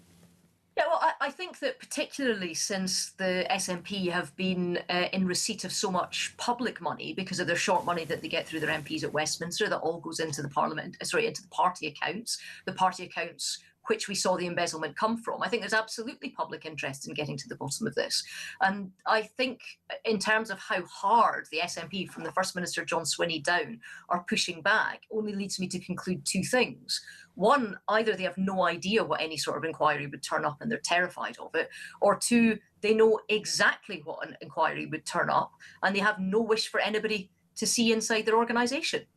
When it comes to Nicola Sturgeon, do you believe her when she says she didn't see the camper van, when she didn't know this was going on? Look, it's not for me to say about that. I mean, I think in terms of that interview that she did with Laura Kuenssberg last weekend, I think, Nicola Sturgeon's a very good political communicator. She reframed the question and will probably have been quite happy with the headlines that came out after it, because a lot of them were saying, should a woman be blamed for a man's crime? That's actually not the charge here. The charge is that as the leader of the organisation, as one of only 3 signatories to the accounts, as one of the officers of the organisation who signed off accounts where fraud had happened and embezzlement had happened on that watch, as somebody who didn't raise a red flag when their treasurer resigned, when 3 members of their audit committee resigned and their external auditors resigned, all saying that the chief executive, her husband, wouldn't let them have access to the books. The charge is not that she was party to it or that she understood where the salt and pepper shakers came from. The charge is that she officiated and presided over an environment where this embezzlement could take place. So I think, she's done quite well in shifting the ground, but people in Scotland know the question. She was in charge of that organisation and somebody was on the take, and anybody who raised questions about the finances of the SNP were shot down. And there's video evidence of her in meetings where the NEC, the ruling body of the SNP, were raising legitimate questions about money in their accounts, and she was telling them that it was wrong to do so and they should stop doing so. I know you're in the Lords now yourself, Ruth. Do you miss Scottish politics and the cut and thrust of it? And do you ever think, actually, hold on, Kemi Badenoch, maybe she's doing a reasonable job, but maybe I could do a better job? Well, I think Kemi Badenoch's doing a phenomenal job as Conservative Party leader. You only have to look at the polls, and she's out polling every other mainstream political leader out there. As a leader, but the local elections didn't go particularly well for her, or indeed in Scotland.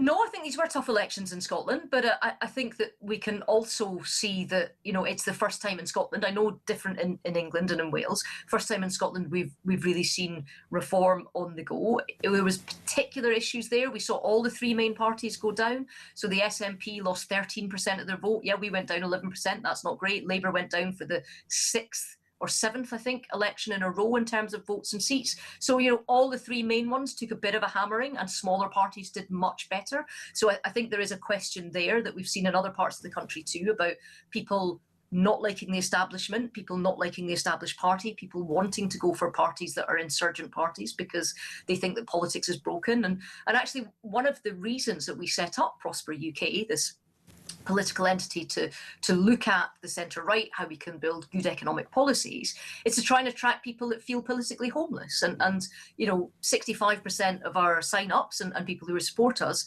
didn't vote Tory at the last election. So we are speaking out beyond our own tribe in terms of being able to talk about these economic issues. And that's why, one of the reasons why we've launched the Fair Fees campaign today. So sign up at www.fairfees.uk. Ruth, thank you very much indeed. That's Baroness Davidson there, Ruth Davidson, former leader of the Scottish Conservative Party. And whatever you think about what she said, please do give us a shout, 0344 499 1000. I know there's a lot of people who want to talk about the free speech issue. Ruth was giving her views on it as well, the free speech issue and what's happening at Oxford. We'll take a couple of calls on that after the break. And if you do want to get your voice on the air, please do give us a shout, 0344 499 1000. Stay with us.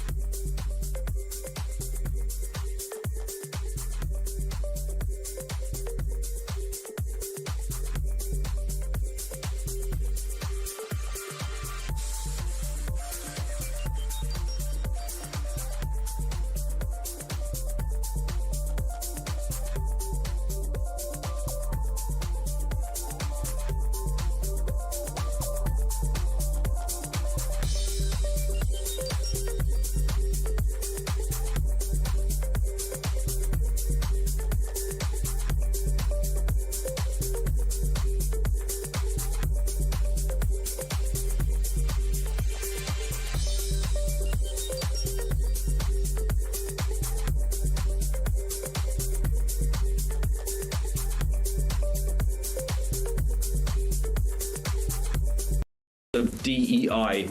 The House of Commons and the House of Lords held a minute's silence for George Floyd. I'm asking all politicians to go to the Speaker because I think we should hold a minute's silence for Henry Novak. Do you agree? Well, if we believe in equal treatment of people, and if we believe that people who are being held down and cuffed for the police say, I can't breathe as they die, then we absolutely have to. Of one final question, Nigel, would you take the knee for Henry? No. I don't take the knee for anybody. I'll stand and bow my head. We are going to remove all forms of DEI from policing. We will also, and we're the only, look, the Labour Party have not committed to this, the Tory Party have not committed to this. Reform are also taking the view that we would immediately ensure that nobody gets to carry deadly weapons on our streets unless you're law enforcement. So I don't care what religion you are. I don't care how ceremonial, in quotes, your dagger is. So you would not get to carry. There will be no religious exemption. Okay. So you would stop the Kirpan being carried.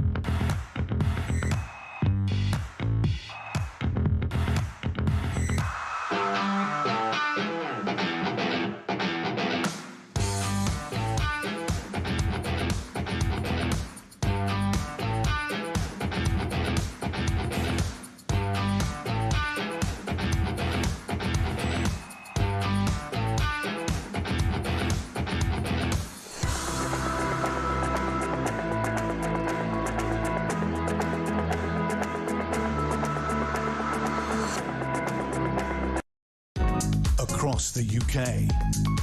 On DAB+, on your smart speaker, on your smart TV, and on your side. This is Talk. Thanks to everybody who's been in touch, including on student loans as well. This person says, I'm a parent of a son at university. I'm frustrated. My son went back after Easter and had no lectures, 1 week field trip and 2 exams. He is now home. He has barely been at university for 6 months. A waste of this term's money and rent. He could do his degree in 2 years. The debt is madness, as he is already paying interest, yet no chance of paying any of it off. It's robbing us, and his degree is a needed degree for his future job. It is just unfair, says that person. Martin says, what about the billions owed by foreign students who we were daft enough to give access to our student loan system? Martin in Norwich there. And another one, please tell Ruth I'm in Glasgow University. I told the lecturer and students that I'd gone for intelligent debate and education, but it's not been my experience. The university hates facts. They don't like women standing up either, says Claire of Glasgow University. Obviously, we don't know what they think about that, but she's not happy with what's going on there. Joanna in Salisbury says, hi, Cardi P. Hi, Joanna. I don't know how the student loans are fair. I can remember students had fees paid and an allowance to live on, then it went to fees only. Now they have to pay it all and interest. Grandparents can't help, as you can only give £3,000 away a year, or there's additional tax if I die within 7 years. One never knows when your number is up. They have made everything university-based, even nursing, which used to be nursing schools. Then they wonder why our youngsters give up. Big controversy as well that we've been talking about this evening about free speech at Oxford University, best university in the country when it comes to what people say and do. Well, there's been a lecturer there who says that he, has cancelled lectures because he can't give them. They've been disrupted to such a huge degree. I know Chris in Derbyshire wants to speak about free speech, and he himself has received threats. Chris, we've spoken before, but we've been communicating in the last few days on email as well. So just tell us what happened to you. Well, I'm afraid to say that this anti-free speech sentiment isn't just present in our campuses, but also on our streets. Recently, I wrote a letter in support of Israel and also calling out anti-Semitic chants at the Chesterfield May Day parade. A day after it was published, I was out and about, and somebody in a passing car shouted to me, "Watch your mouth, Chris." Right. That must have been very intimidating. I mean, at the end of the day, fear is what these people want, and yes. I'm not gonna let them win. I'm not gonna let them get to me. But I believe this shows, to quote Dr. Martin Luther King, we seem to be unable to disagree without becoming violently disagreeable. Yes. No, it's a very good point, Chris, and I know you're not going to stop making your points, but I'm sure it gives you pause for thought as well. Definitely, because, I mean, I ended up reporting the incident to the police. Derbyshire police did their utmost. What did they say to you? How did they recommend you deal with it, or how did they say they were going to deal with it, Chris? Well, they tried to identify the car involved. I've also passed this on to the council because this isn't the first time I've received anti-Semitic abuse, so I'm waiting for the council to move me out. But we've got to wait and see. They've said they'll pass it on, and I've just got to wait and see what the council are going to say on that. But I really do think that the incident that I experienced, as well as this incident with the lecturer at Oxford, really shows that we are declining as a society when it comes to being able to politely disagree. And I just want to thank yourself and talkTV for giving me a platform and for giving others a platform as well, because the one thing that you won't hear on other networks is honest emotion. That's what you want. I can hear it in your voice, Chris. I can hear how this has really affected you. Well, I mean, at the end of the day, as I've said, fear is what they want. Yeah. If anything, the way that it's affected me is it's affected me in a positive way, because I'm just going to speak out more. I became determined, and I was like, right, okay, you want me to be quiet? Then I'll speak up even more, and I will continue to stick up for the only democracy in the Middle East. Yeah. Well, and I will continue to stand with my fellow Jewish brothers and sisters against this hatred. Good man, Chris, and don't you let anybody silence you. I really appreciate your call this evening. We'll keep in touch, and do give me another ring anytime, Chris. It's always good to talk to you. I want to speak to Jill in Cornwall now about Oxford as well. Jill, you're very welcome to the programme. What would you like to say? Well, it's getting awful. I think it's becoming a situation where you cannot have an opinion of your own. Mm-hmm. You can't. I mean, so many of these universities now have lecturers that I don't feel they're teaching the students. I feel that they're leading the students down a road that they would like them to be on, rather than giving them all the information and then letting the students make their own decision. Yeah, and the point of university is to make you think and to be exposed to all sorts of different ways, and just to have three. I mean, I went to university. I actually went to Oxford University. I had a great privilege of being there for 3 years and being able to think about all sorts of different things, hear all sorts of different views, and come up with my own opinion on all sorts of issues. And I worry that's being lost, Jill. Well, that's what universities and schools are supposed to do, aren't they? Exactly. They're supposed to give the students the facts, give them the information, and the students come out of it supposedly educated and with their own opinions and what have you, and we hope that they're in the right area. But I mean, there's so many problems now with universities, and so many problems that are affecting groups of students, that are affecting the rest of the university. It's causing real problems, and I don't like it at all. I feel sorry for some of these students that have to try and get an education out of this. Yeah. And I'm concerned about the fact that we have a lot of lecturers that seem to be pushing their views onto the students rather than giving them the facts to make their own decision. Well, that's a very, very good point, Jill, and thank you for it. Jill in Cornwall there. Lots more to talk about in regard to actually how people's views and behaviours are influenced. Next, there's a debate I've wanted to do for a little while. I'm delighted that Jim Gamble will be in the studio with us. He's the former head of the RUC Special Branch Belfast region, and also Nuria Khan, who's a broadcaster, podcast host, former Muslim, herself ex-Muslim. She is going to talk about Islamism. Jim is going to talk about terror in Northern Ireland and how people were influenced, and perhaps not people who actually carry out the acts, but how they're allowed to sort of swim in the ocean, in the tank, really, by people who don't report them, who don't necessarily stand up for our proper values. And that, I think, is fundamental. It's fundamental actually to everything we're talking about. Fairness this evening we're talking about free speech at Oxford University and every university in this country as well. So that gets, I think, to the heart of that in a very different way as well. Jim's in the studio next. We'll speak to Nuria as well. I'd love to hear your views too. 0344 499 1000. Stay with us.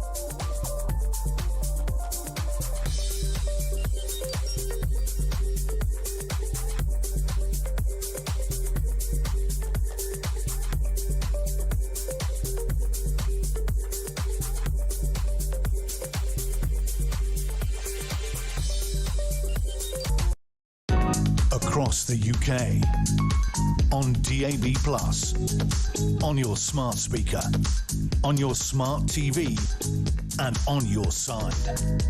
This is Talk.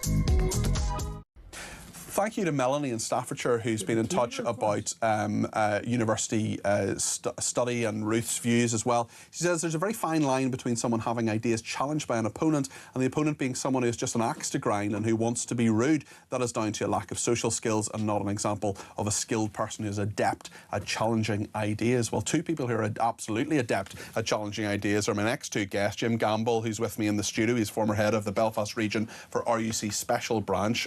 He's someone who has been in the police for a long time. He's worked in CEOP. He's done all sorts of different things. Nuria Khan is with us too, the broadcaster, podcast host, and someone who describes herself as an ex-Muslim. It's good to have you down the line with us, Nuria. How are you doing this evening? Good. Thank you so much for having me, Peter. No problem. And Jim, great to have you in the studio. It's interesting what I've wanted to do this debate for a little while, and delighted you happen to be in London, Jim. I come from Northern Ireland, and I'm fascinated by Islamism. I know you know a lot about it as well. Nuria knows a lot about it too. I am wondering, from your experience, how we had, if you think of a community like loyalism or republicanism or Islamism as a kind of fish tank, and the people who are actually perpetrating the acts of terror, who are setting the bombs off, who are killing people, are the fish, but they swim in the water. They swim in the water of people who allow them to do these things. How do we deal with that? How do we get those people to talk to programmes like Prevent? We've had so many different terror attacks recently. We have such a slide towards Islamism. I just wonder, are there lessons perhaps from Northern Ireland in this, and how you actually persuade people to do the right thing? Well, there are, and it begins with not overreacting. One of the worst things you can do is become a recruiting sergeant for a terrorist organisation, because you, by default, will then radicalise some of the people in the margins who are looking in, maybe without having formed a judgment. But I think the way you really stop it is if you can get people who are genuinely reformed. So you call them formers, people who are former terrorists, who've been through it, who've seen the light, who've seen that they've been used, that they've been abused as an instrument for others. If you can get them to engage, they have the language that the police and parents just don't have, and they have the credibility that when they sit down and talk to young people, they can be the first real opportunity to let it sink in, the reality of it sink in, and divert them from becoming involved in what ultimately are acts of terrorism that will destroy their lives and those around them.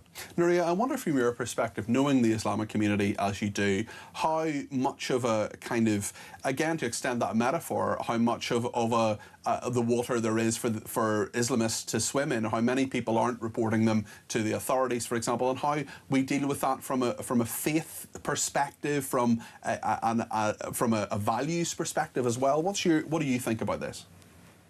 Yeah, so I mean, essentially, violence does not exist in a vacuum. Absolutely, it's usually that it's the final expression of the ideas or the narrative that they've become to believe. However, I don't necessarily agree that it's always the ones that were radicalized that are now there to, promote this, oh, we're de-radicalized and this is the perfect expression of these ideologies. For example, I think that's where Prevent is really failing. They're heavily infiltrated at the moment by ex-Muslim radicals, so to speak. But those Muslim radicals are going along and saying, presenting a picture of Islam, which genuinely, as somebody who has studied the faith is absolutely untrue. And that's when we begin to not be able to accept reality for what it is. And in terms of when you say, are there actors and other people around to muddy the waters and veer people towards radicalization? Absolutely. When you deal with Islamism, for the sake of this argument, you've got preachers within the mosque, you've got the Dawa bros, they're essentially the proselytizers of Islam. You find them in Hyde Park and Speaker's Corner. Then you've got families within themselves as well, which we've seen. It's a kind of general framework. We saw with the grooming gang scandals, the wives of perpetrators were quiet because there was some moral and religious justification that they themselves found within that. So that becomes very dangerous. There's plenty more as well I can go on with, like Al-Muhajirun, for example. They would target Islamic societies in British universities led by Anjum Chaudhry in the 1990s. There was a specific drive to do that. My dad was trying to be recruited to go and fight. The propaganda that they would show of your Muslim brothers and sisters being killed around the world because it is a collective brotherhood, they really rely on grievance politics. So yeah, the potential is very large. I want to ask you both this question. First to Nuria. You talk about the wives being silent, for example. How much is fear part of this? How much is actually wondering about what might happen if you do speak out part of this as well, Nuria? To give them the benefit of the doubt, I would like to say that fear played a large part in it, because they are genuinely subdued by their male counterparts within the family. Muslim women really have no say when the family is that conservative and highly patriarchal. However, the problem lies when you look at other terrorist networks. The victim survivors of grooming gangs said that they operate like terror networks. So they would pass information on and they would actively recruit other people. And the young men were drawn in by certain incentives. When you see the wives of like ISIS fighters, for example, in the same way as you see wives of these perpetrators, they do find moral justifications for it. And I hate to say this because it is disgusting and it makes me sick to my stomach, but they use these are white girls and they have loser morals and, you know, they deserve to be treated like this, and they go out drinking and wear loose clothes. So our men are just, you know, setting them straight. And again, the justification comes all the way back to the religious text, unfortunately. Jim, you have a lot of experience of protecting young people, particularly online. When you hear what Nuria is saying there about the grooming gangs and how that sort of links in, does that strike a chord with you? Oh yeah, I mean, the grooming gangs, they actually use their culture, their religion, which they don't really follow, but they use it as a shield, and they use that shield to prevent law enforcement, to prevent social care and others from engaging them, because they weaponize it so that the police and others are afraid to engage in an overly heavy-handed manner because they'll be accused of being racist. But I think the real difference for me is if you're looking at, you know, Islamist kind of radicalization, you're looking at something slightly different because it's tilted towards the religion, it's tilted towards the divine. You can have someone sitting in Karachi grooming someone online in Birmingham. When you're looking at the likes of the IRA or their loyalist counterparts, it was a different kind of setup in that it really wasn't defined by religion, although people will try and say that it was. These were about coercively controlling gangs. If you look at the IRA, for example, probably at their peak about 1,100 members. 1,100. But they lived in communities, and they did that because from a traditional point of view, some people thought they were fighting the fight that began, you know, in 1922. But in reality, these are the same people who kneecapped, who brutalized young people in their community in their thousands. So the protectors of Catholics were actually kneecapping young Catholics, sometimes children, the young and the vulnerable. So they exercised coercive control, and that drove fear. And if you were someone who lived in West Belfast when it was controlled by them, it took massive courage for you to speak up and speak out. In fact, it would be very, very rare for that to happen, because if you were treated as an informer, such was the kind of cult that was there that you would have been looked upon as the person in the wrong. They demonized anyone that engaged with the police or passed on information. And I think the thing I learned over a period of time is you cannot really fight fire with fire. If you really want to get in early, you've got to intervene early, you've got to get people to talk to children and young people, educate them, pull them away from algorithms that normalize the abnormal, get them away from the echo chambers. But ultimately, you know, the danger is that when their very families, when the families that they come from are encouraging, when the families that they come from are so steeped in a tradition that justifies the use of violence for political ends. And I'd say this to you, one of the things that worries me in Northern Ireland at the minute, you know, I put the peace dividend and everything to one side, when you have senior and significant politicians talking about, you know, not that long ago, violence being the only alternative. What does that tell the dissidents of today? So people directly and indirectly and unintentionally at times can encourage, because you can't say, well, it was okay then to use violence for this same cause, but it's not okay now. It's never okay to use violence. And I think one of the things about the prevent agenda that really has always concerned me and I've challenged is it's too heavily driven by police. Prevent should be about safeguarding. It should be about education. It should be about mental health. It should be about pathwaying young people to something better, not criminalising them or placing them into a counter-terrorist framework. And I think that's one of the things in the UK that we've got to get much better at. What do you think about that yourself, Nuria? Because, and actually that idea of sort of almost turning your back on a community as well. I've spoken to people, I spoke to a former jihadi on one occasion, he's never actually done anything, but he was moving in that direction certainly, who said that he just cannot have contact with friends and family previously. It's a whole different thing to move outside that. Is there a halfway house there where you can perhaps, leading into some of the things that Jim said there, that you can actually not necessarily criminalise this, but have a preventative strategy from lots of different angles? Look, I'm sure maybe when it comes to other forms of violence that might be the case, but I think, as it was alluded to earlier, Islamism is a different ball game altogether. There is no halfway house in that sense. I can understand why an ex-jihadi would need to completely almost annihilate that life of his if they're going to start again, essentially, because so many strands of radicalization are, so strongly tied to you, like you were saying, for example, family ties. Your family have just said little things like there's a concept in Islam to put your deen over dunya, which means put your religion over the worldly life. And I think certain similarities you can see with what happened with the IRA is, I think, this feeling of like being part of a besieged group as opposed to being part of the general population, and then the concept of glorifying martyrdom to some extent. But that shows up a lot with Islam because, as you mentioned, Jim, it's got the divine, like, Islamic battle narratives to back it up.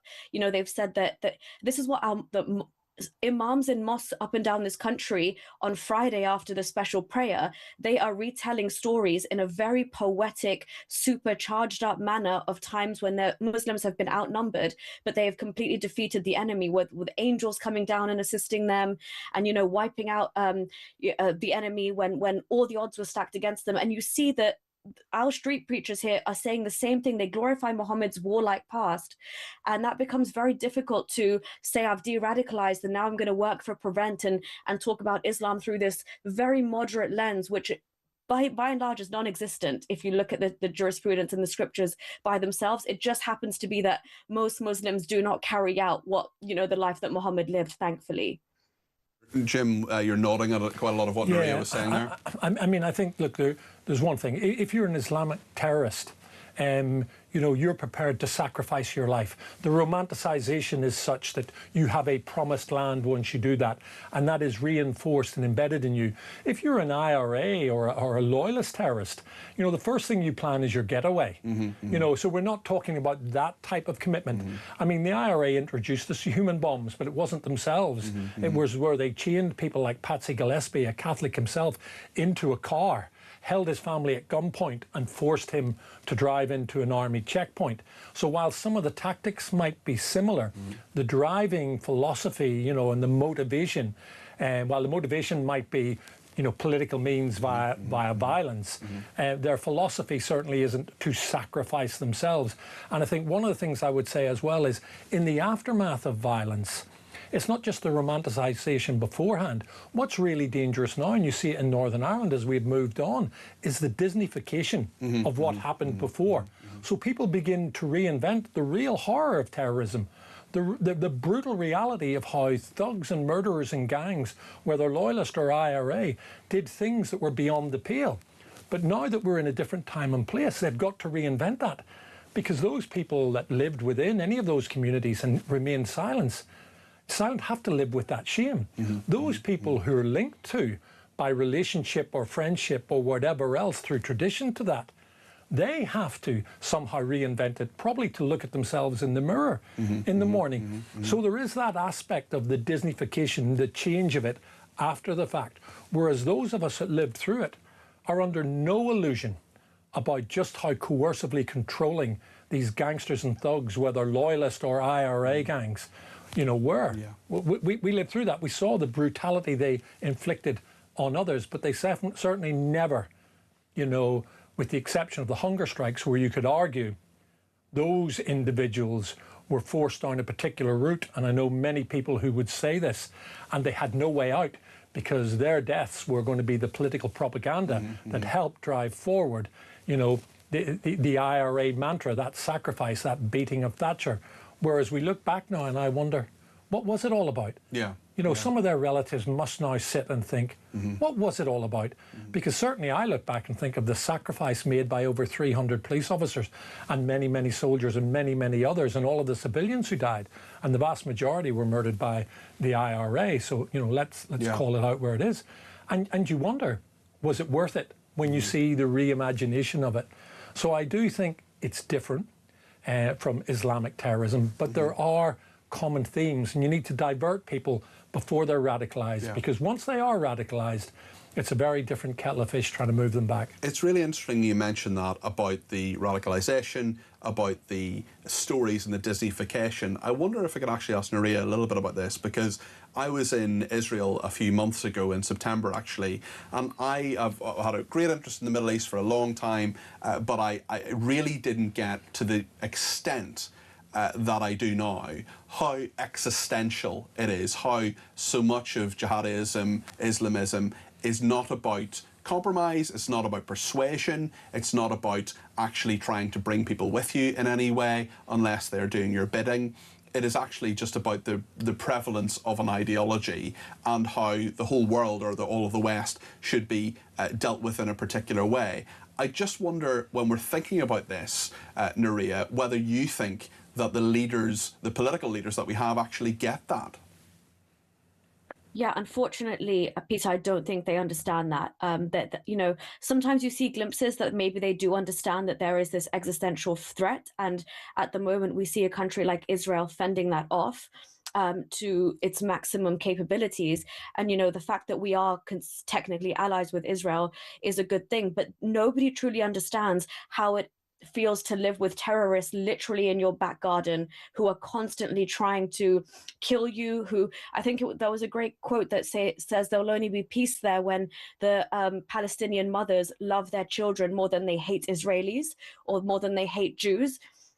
And I think that's so true. Nobody understands the existential threat and what comes with the jihadi ideology, which is backed up from Islam, which essentially wants to get rid of Jews entirely. The end days are essentially Muslims fighting Jews. And this is such a common concept. And when I say that, Peter, I mean, like, I was a nominal Muslim practicing, but the levels of anti-Semitism that were fed to us as children in a Muslim household, we don't have to go out there and do anything, but you walk around with harboring so much hatred, believing ridiculous conspiracy theories. I had to go to courses to unlearn some of the ridiculous notions that I had about Jewish people in my mind. On that note, can I ask you both, just finally, because we will have to move on, but just finally on that, I'll start with you, Nuria, on that particular point. How much of this, when it comes to anti-Semitism particularly, which is something we talk about in this programme quite a lot because there's so much of it about, how much of that is enabled by what some people call the useful idiots, those who aren't from an Islamic background, but those who will essentially excuse anti-Semitism either by themselves or by those who are from an Islamist or just a Muslim background. What do you think of that point, Nuria?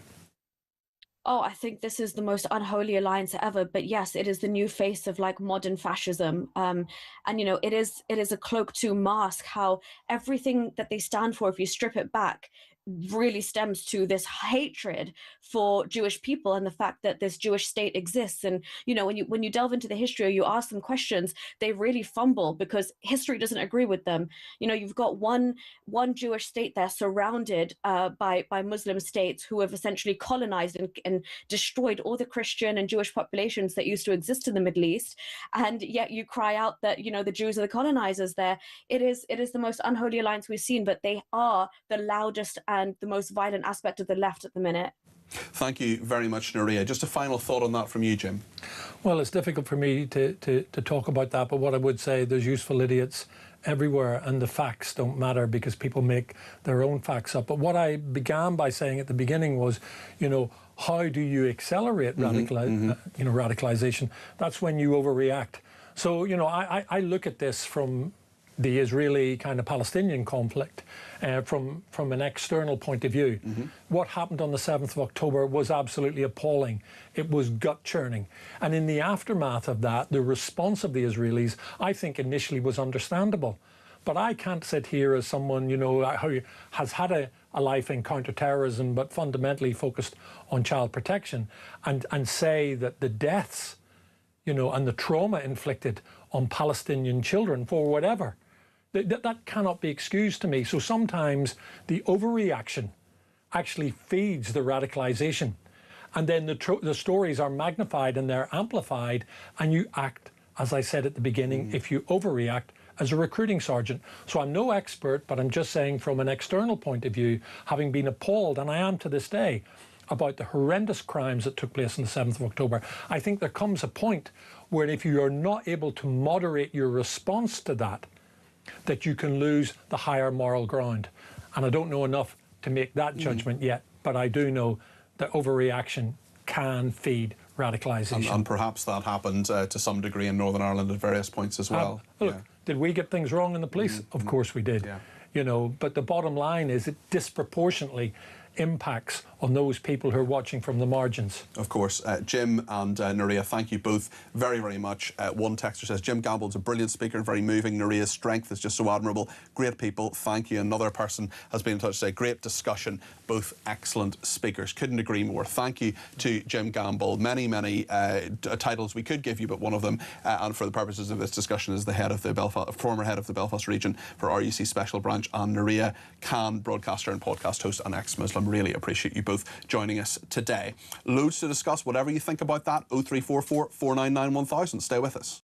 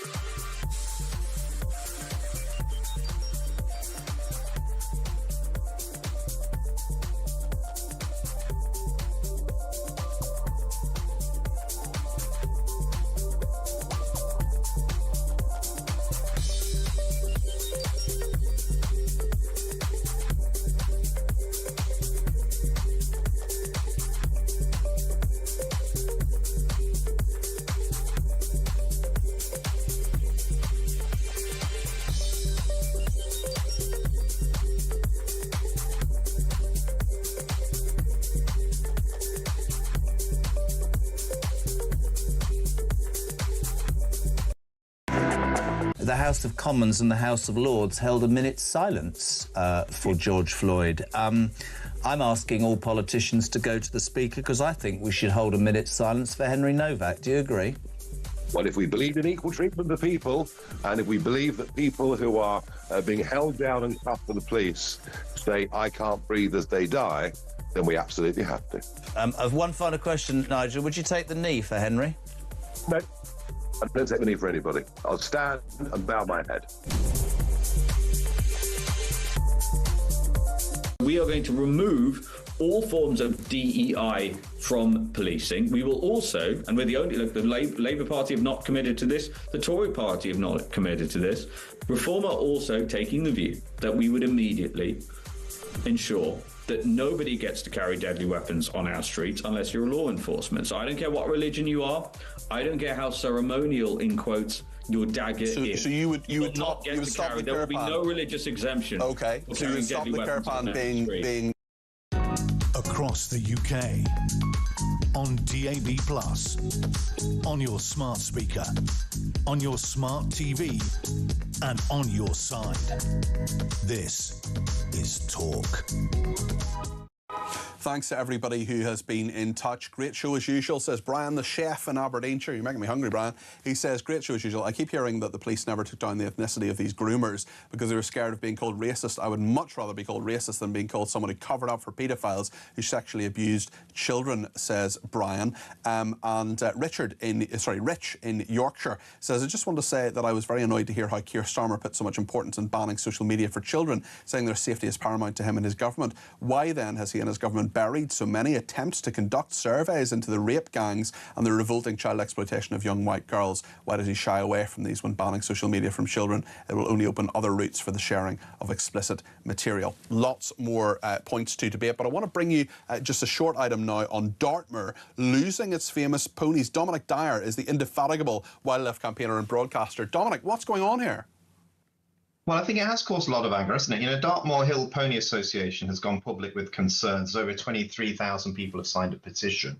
But this is where Natural England is basically changing the category of grazing livestock on Dartmoor. So it's basically saying that Dartmoor ponies, which are semi-wild ponies, which have been there for a very long period of time and have an important role to play in maintaining the landscape, are now going to be put in the same category as livestock, as sheep and cattle. And on that basis, only a certain number of those animals are going to be allowed in that area of landscape to be grazing at any one time, and that could significantly reduce the numbers. And the numbers have already come down massively anyway. There were 7,000 of Dartmoor ponies around 25 years ago, and it's down to 900 now. So these animals, which are very much part of the history, culture, landscape, could be really threatened, and I think that's really causing genuine concern.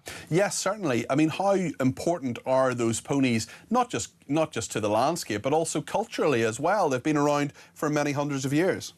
Absolutely, and they play a vital role. Even Natural England accepts that in terms of maintaining the landscape and keeping weeds and other, hedgerows and everything under control because of their natural grazing and what they do.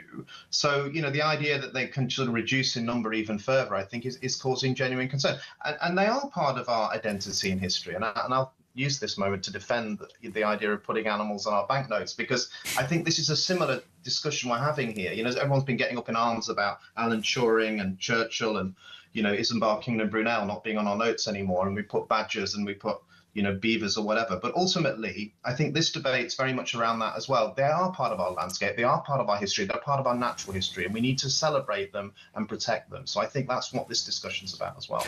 And will those 23,000 people be listened to, do you think? Will the authorities take what they're saying seriously? I hope they do, because, the farmers and landowners that actually basically own these animals and allow them to graze and to play the role they do are under financial pressures, significant financial pressures. And so over the years, the numbers of animals have been reduced. Many of them have been sold into slaughter, into the European food market. So, I think most people would say we don't want that to happen. We want them to live their natural lives, doing what they do best in that landscape. And the farmers and landowners that have to maintain them should be able to do that without having to take those difficult decisions about the cost of all of that and actually compete on grazing rights. So I think this whole situation that Natural England has gone into is going to make it much more difficult for people to actually maintain those animals in those landscapes. I think we shouldn't be seeing that happen. So I hope they pull back. I hope public anger and recognition really changes, because I think people really do love to see these animals in those landscapes. I do, and I know you've probably gone to parts of the country where you've seen semi-wild ponies. I used to live on Inventor in the Isle of Wight. We used to have them up on the downs, and they were absolutely beautiful. So I have very fond memories. They are beautiful, and they really are magnificent animals. If there are townies listening, if there are people here in cities and so on, what would you tell them about those animals? What would your kind of, what's in your mind's eye when you think about them?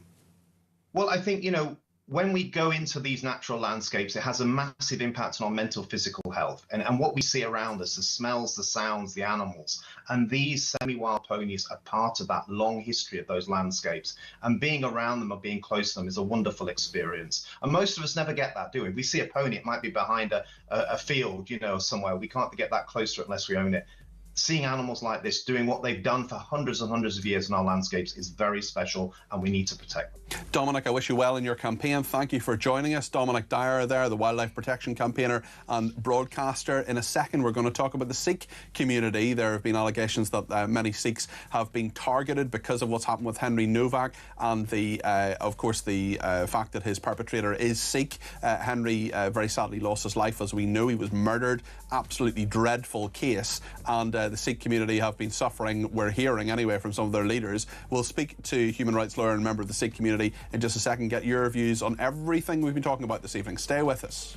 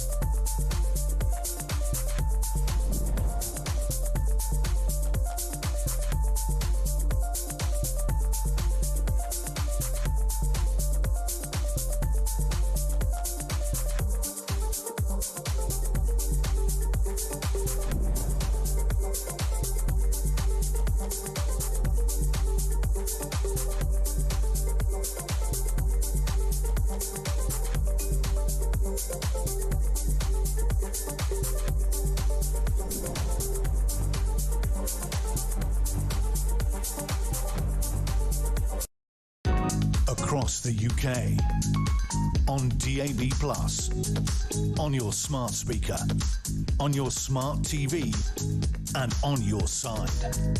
This is Talk.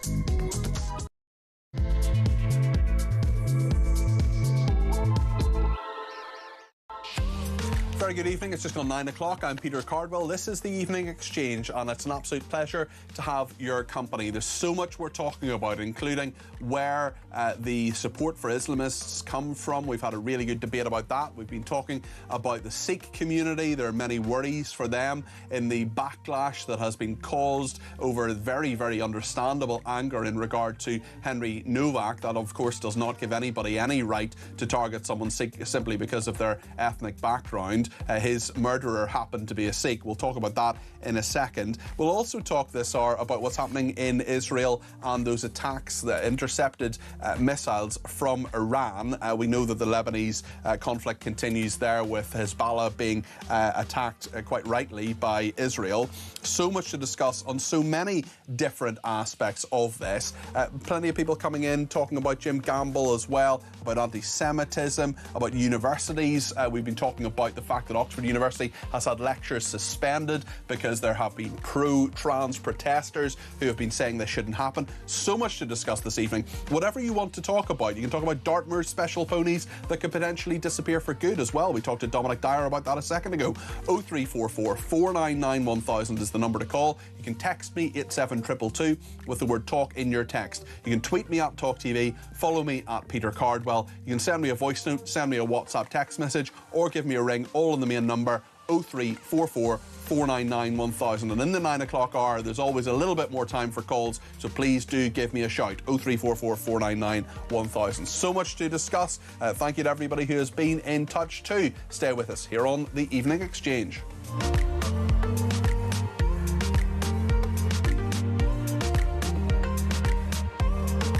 Defence spending is something else people want to talk about. Michael says, do we need to cut 20 minutes off a train journey to Birmingham, or submarines and ships? Martin says, because of the cuts insisted on by the Treasury, there's no money for spare parts in the RAF. Another person, Ernie, says, most student loans will never be paid off. How about we put it to students that if you train to be medical students, social workers or other public sector jobs, that you could have your loan wiped out if, for instance, you work in the NHS or for the local authorities for at least 10 years. Then it would stop them going private or moving abroad as soon as they graduate. I think that, Ernie thinks, would be a win-win situation. Well, thank you to Tad in Cambridge, who's been in touch about Jim Gamble. Quite a lot of people reacting to the discussion we had a few minutes ago. Peter, first of all, says Jim Gamble needs to understand if October the 7th had not happened, there would have been no retaliatory action on the Palestinians. This is all in the Palestinian conscience. People should stop blaming the Jews. Peter, I'm basically on your side of the argument. I don't think there have been too many broadcasters who stood up for Israel as much as I have over the past 2.5 years. But the fact is that I think Jim had a point, and sometimes when you do overdo things, as Israel has on a few occasions, well, then we get to a situation where you can radicalise people without meaning to. It's a very, very difficult balance. It's something we're going to talk about in a few minutes' time in relation to exactly what is happening, because Iran and Israel have halted hostilities after a flare-up over the last 24 hours. They're pausing strikes. We will talk about that, so do stay tuned for that, certainly. And Tad, as I say, in Cambridge, has been in touch and says Jim Gamble is, as usual, bang on the money. He makes perfect sense. The bit I have difficulty with, how come our political representatives fail to see the strength of his arguments and still don't act upon them? We should have some semblance of peace by now, were they to take Jim Gamble's advice. Regards, Tad. Well, Tad, listen, thank you for that. And certainly when it comes to many issues of ethnic violence, the Sikh community has talked about the backlash facing it in the wake of the Henry Novak murder, and one Sikh leader has compared the Novak backlash to a 1984 massacre at a temple in India, in the Punjab. Harjap Bangal is with us now. He's a human rights lawyer and member of the Sikh community. Harjap, thank you for joining us this evening. I really appreciate it. I know you, like so many Sikhs, are absolutely outraged and feel really annoyed and outraged and let down down to a huge extent by the member of your community, who just happens to be a member of your community, who stabbed and murdered Henry Novak. We know there has been, or at least reported to be, a backlash on the Sikh community, which is absolutely to be condemned, especially as the Sikh community is, in general, an incredibly peaceful community that has been a brilliant part of British culture for such a long time. What do you make of what those reports are? What do you make of what has happened now, and how do we move forward, Harjap? Well, first of all, I'd like to give my condolences to the Novak family and, offer my sympathies.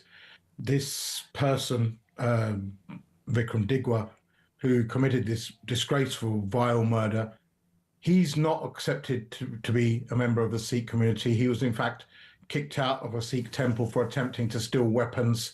Weapons were found in his room. There was nothing Sikh-like about what his actions were, and across the board, many Sikhs, if not all of them, have condemned his actions and offer our sympathies.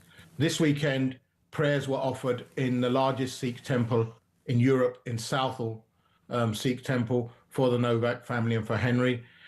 Also, emergency meetings have been held this weekend and are being held this weekend coming up in relation to what has happened out of character for our community. What we did not expect to that extent was our elders being beaten up last week, people being spat on, people being attacked near gyms, people, being pushed about, shoved about. Is that simply racism? Is that simply the ignorance that leads to racism? Is that simply what it is? I think it is. I think it's people now feel we can have a pop, and it's a free-for-all. And, of course, it isn't that. No one family or one person should define an entire community, especially when the community themselves are calling it out in the first place. There was a murder of a Saudi student last week by somebody with a kitchen knife.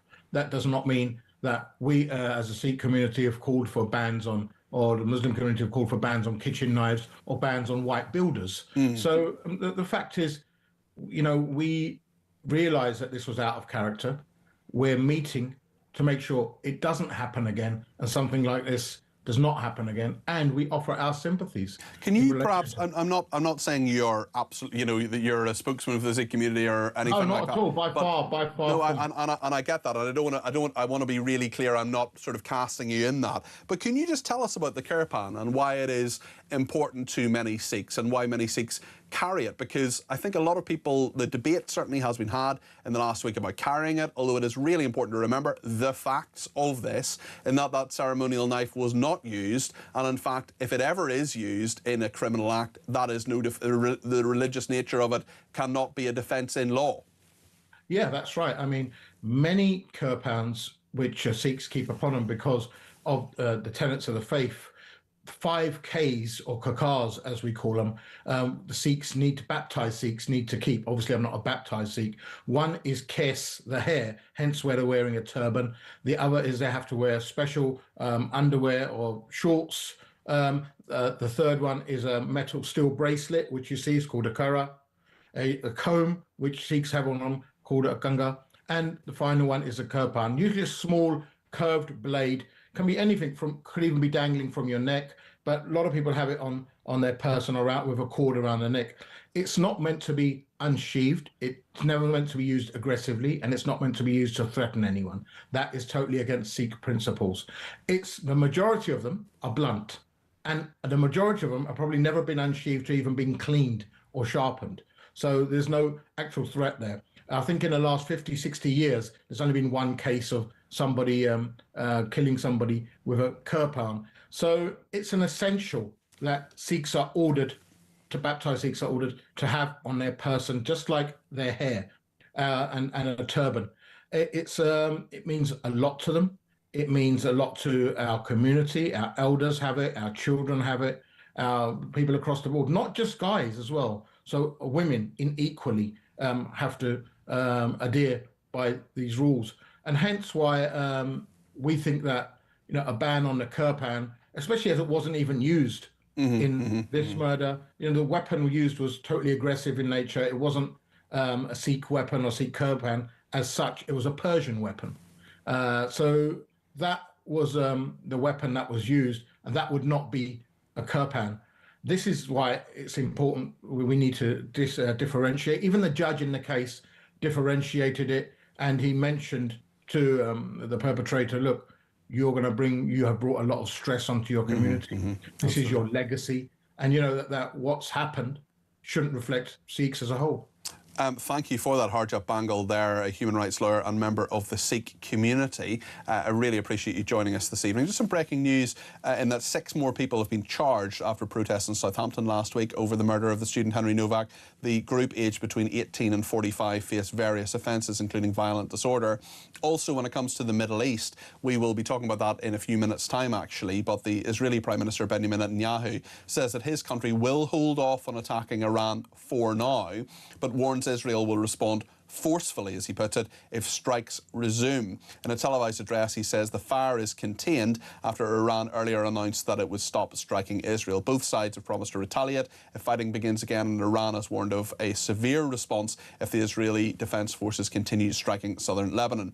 The pause in hostilities follow calls from Donald Trump for both sides to stop shooting, as he put it.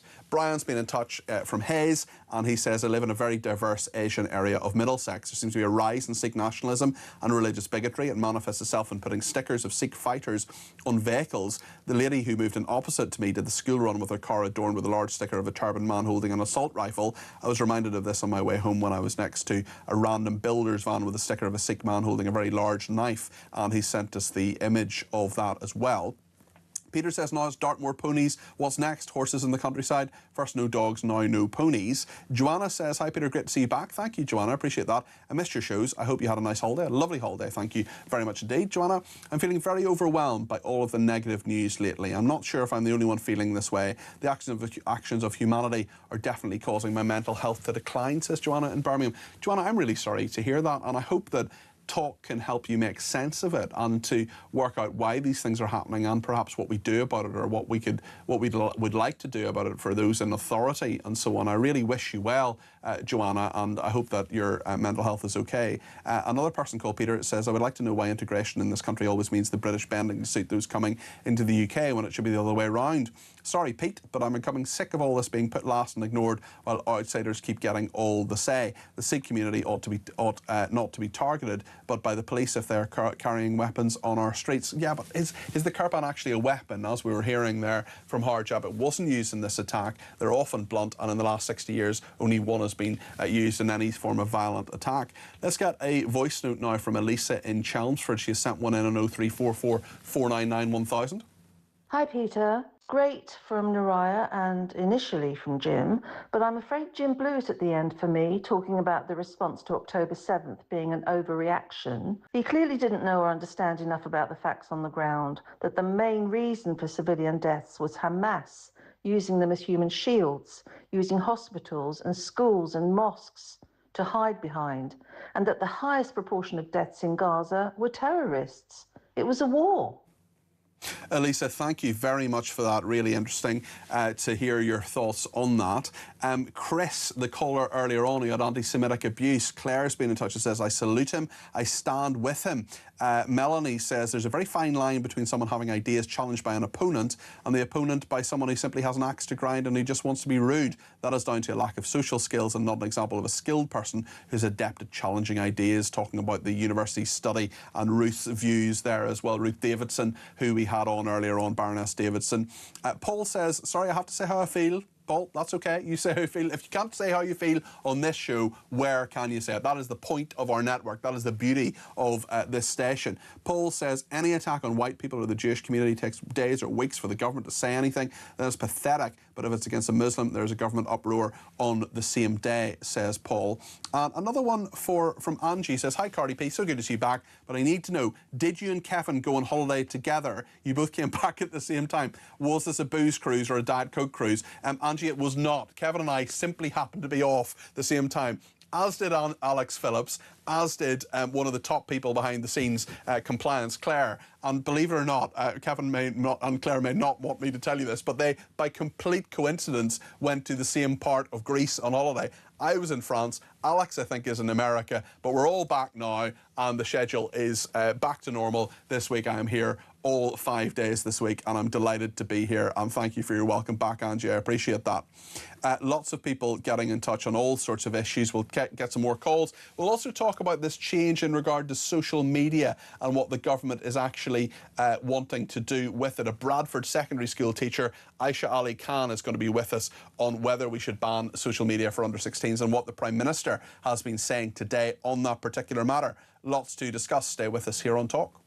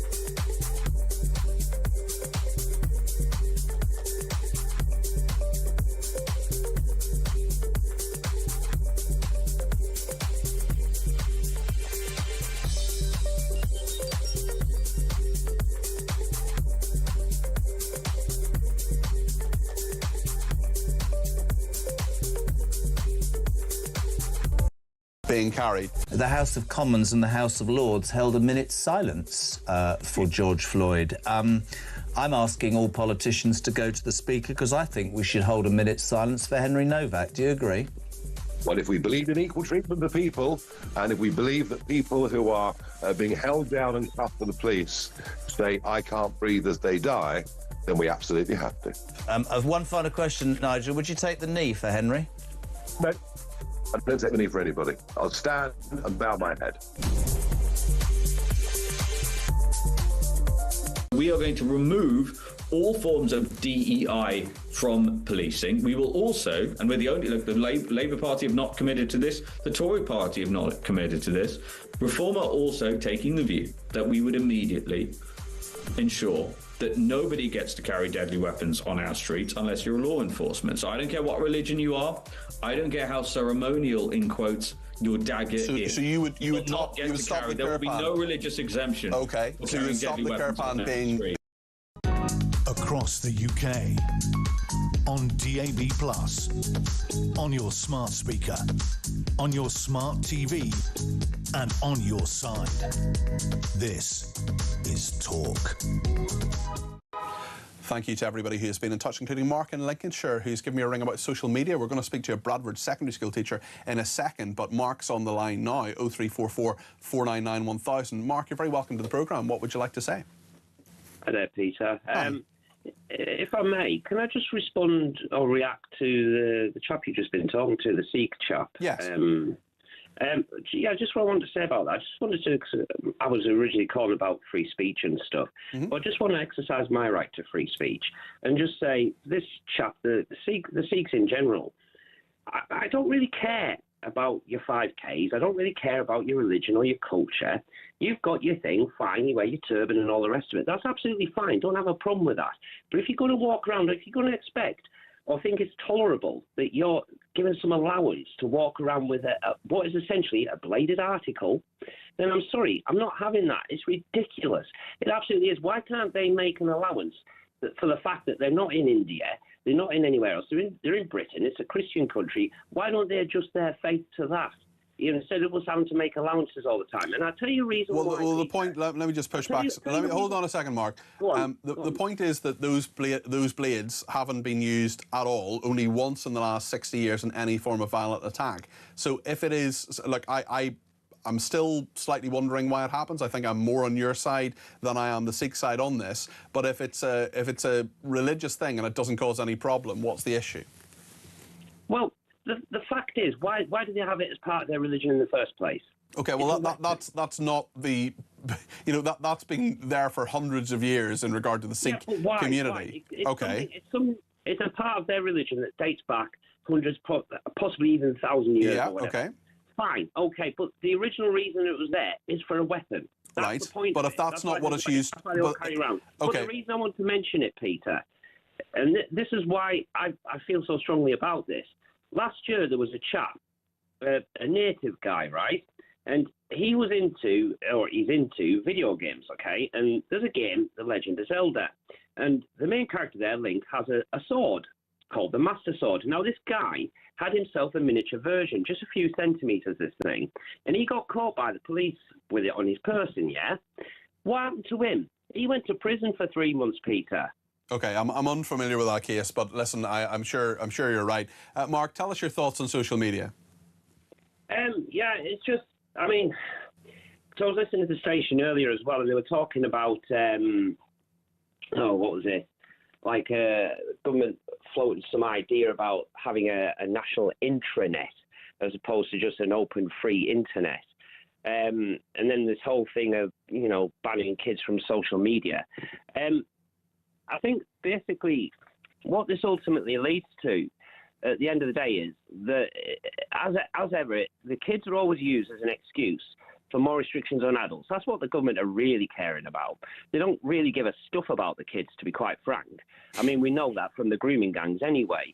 You know, all this will end up being is more age restriction, more age verification, so you basically have to jump through hoop after hoop after hoop. And the way they're going, and this is, I think, the whole purpose of this, to be honest, is that where this will end up going is you'll start to find that social media companies will start just pulling out of this market, basically, because it'll no longer be productive for them, because they'll be getting it in the next. Let me just tell you exactly what the Prime Minister has done today. He has handed tech companies a 3-month ultimatum to introduce device controls to prevent children sending, receiving, or viewing nude images. What's wrong with that?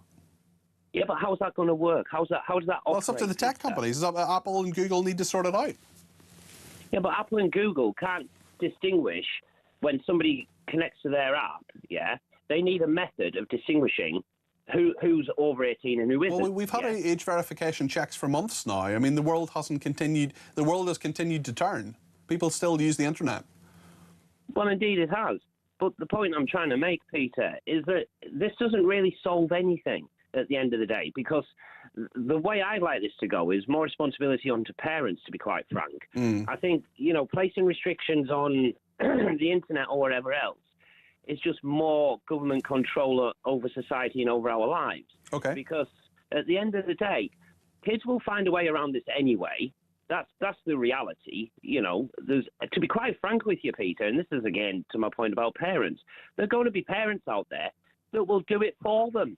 Well, and there'll also be many children who know far better than the parents how to use the technology. Mark, some interesting points there. Thank you for that. I want to speak to Aisha Ali Khan, who is a teacher in a Bradford secondary school, on banning social media for under-16s. This is the Keir Starmer, the Prime Minister, handing tech companies a 3-month ultimatum to introduce device controls to prevent children sending, receiving or viewing nude images. Firms such as Apple and Google, who both make handheld devices, of course, will face legislation forcing them to activate limiting technology if they do not comply with the changes by September.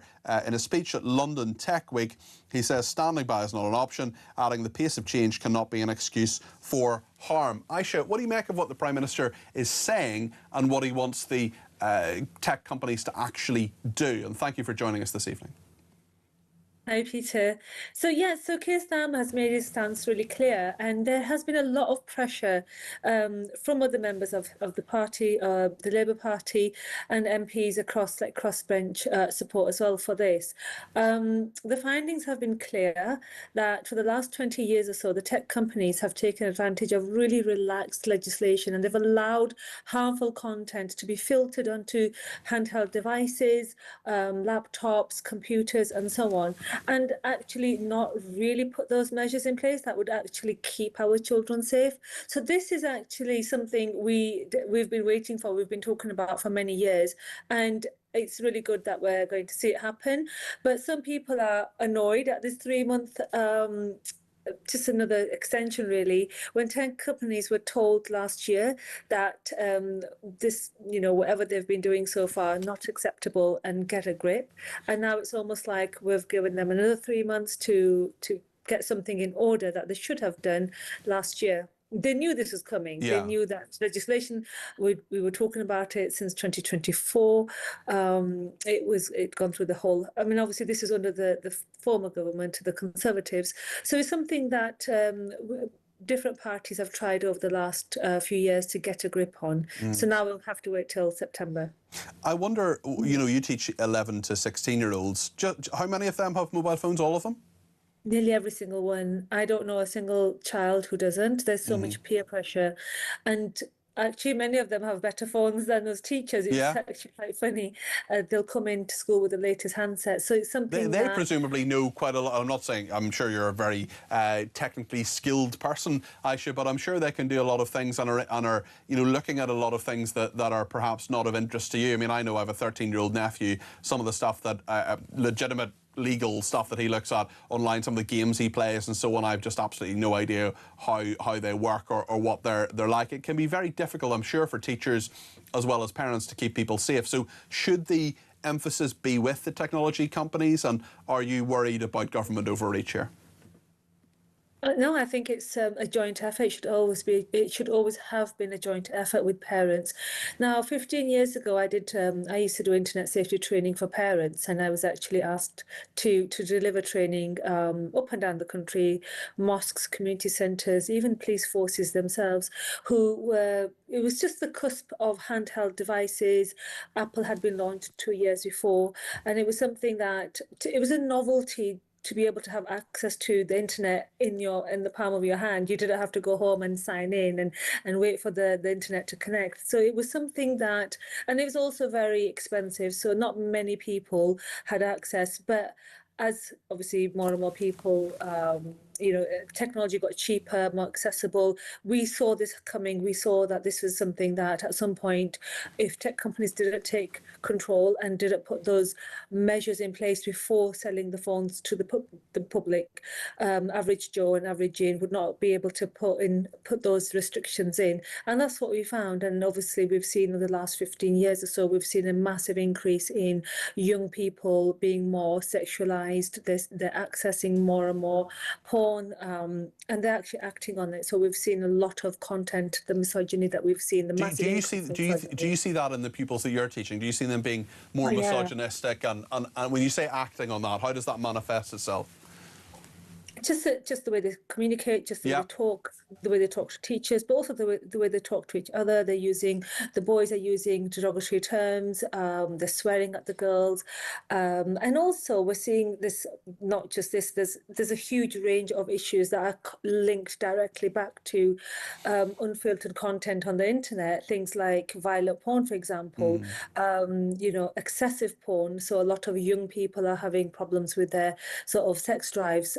They're seeking more and more help because they just obviously have been conditioned to experience and enjoy sex, but from a very sanitized, very porn, very fake kind of place. So obviously they're trying to replicate it in real life, and that's just not happening. So that's just one aspect we could talk about. Obviously we're talking about misogyny, we're talking about the interactions, but also what many people are not really talking about is the gambling aspect of it. When young people get addicted, we're seeing a lot more young people who've had to declare themselves bankrupt because they've run up huge gambling debts. And this is something that gambling charities have spoken about. We've had a few young people who've committed suicide, sadly, because of their sort of addictions to gambling, because they were targeted. And we've only had legislation in place that's actually banned gambling companies from showing their ads before 9. I mean, now it's like after 10, but only after concerted efforts by campaigners and parents. So it's not just a case of let's just leave the kids, let them, they're mature enough to understand what they're accessing. No, they're not. And as a parent myself, my son is 23 now, nearly. So I always feel I've always felt responsible because we can only trust them to a certain extent. We can't monitor our children 24 hours a day. We cannot check, especially if you've got a child who is tech savvy. They can delete their histories. They can go on private mode on their phones. How would we parents know? There's just no way of knowing. It's a very good point. Listen, thank you for joining us. That is Aisha Ali Khan, a Bradford secondary school teacher. Really appreciate you joining us on that. Joanna in Salisbury's been in touch. Says, hi Cardi B, I told my granddaughter about the proposed social media ban. She's 17, but her younger sister's 14. She just laughed and told me how easy it will be to get around. On the Kirpan, Lorraine's been in touch and says, I was astonished to learn Sikhs are exempt from British rules and allowed to carry a bladed weapon on our streets. We have laws to protect our citizens, and British law should apply to all, regardless of ethnicity, race or religion. It is not racist to ban such an item. However, what about planes and airports? Are Kirpans exempt from travel bans? Because once again, in the interests of safety, I would expect this to be the case, particularly as the Sikh Kirpan sizes generally range from 3 to 6 inches. Can we check that, actually, the top team behind the glass? Can we check whether you can bring a Kirpan on a plane? Because that's something I honestly don't know, Lorraine. We're going to go to a break in a second, and I'll try and tell you after the break once the top team behind the glass have had a wee look at it. Thank you to Pete, who says, I'm angry tonight. Can Jews now carry weapons for religious reasons? After all, fair is fair. Kelsey says, the Sikh man who was on, I agree with him. I think the Sikh community as a whole are well-integrated people. Yes, that was Harjap Bangal, who was on a little bit earlier on. I think in the Henry Novak case, Kelsey continues, has shown that there is an institutional problem within our police forces, which is driven by an ideology that needs to go. Like the Sikh man said, Digwell was not part of the community due to being banished for his behaviour. I think it highlighted the police's prejudice, which is what we should be angry at, not Sikhs as a whole. Kelsey, that is a brilliant message. And she also says, you're my favourite. Love listening to you. So clearly you have great views and great taste as well, Kelsey. Sally in Surrey says, dear Peter, my head is spinning with all that's going on. May I just say thank goodness you're back listening to you. It makes it all feel a bit safer somehow. Thank you. Love from Sally in Surrey. What a lovely message, Sally. Thank you very much indeed. And just ahead of this summer's big kick-off across the pond, I've got to tell you about talkSPORT. They have teamed up with Meantime to create a lager just in time for the World Cup. It's called So Good Lager, and you'll find it being poured at all O'Neill's pubs and some of the best sports bars across the UK. So whether you're watching the football action this summer or maybe just settling in for an afternoon with your mates, make sure you check out talksport.com/sogood to find your nearest participating pub. 18 plus, of course, and please drink responsibly. We're going to talk about the Middle East in a second. The security and defence analyst, Colonel Simon Diggins, will talk about the latest in Israel. Statements there from Benjamin Netanyahu, and of course the nuclear jets at risk in the defence spending plan. So much more to discuss, with a little bit of time for calls as well between now and 10 o'clock when Petri Hoskin takes over. We'll make sure we have a chat with her as well about what's coming up on her programme, so do give me a call. Let me know your thoughts on anything we're talking about this evening or anything you think we should be covering. 0344 499 1000. Stay with us.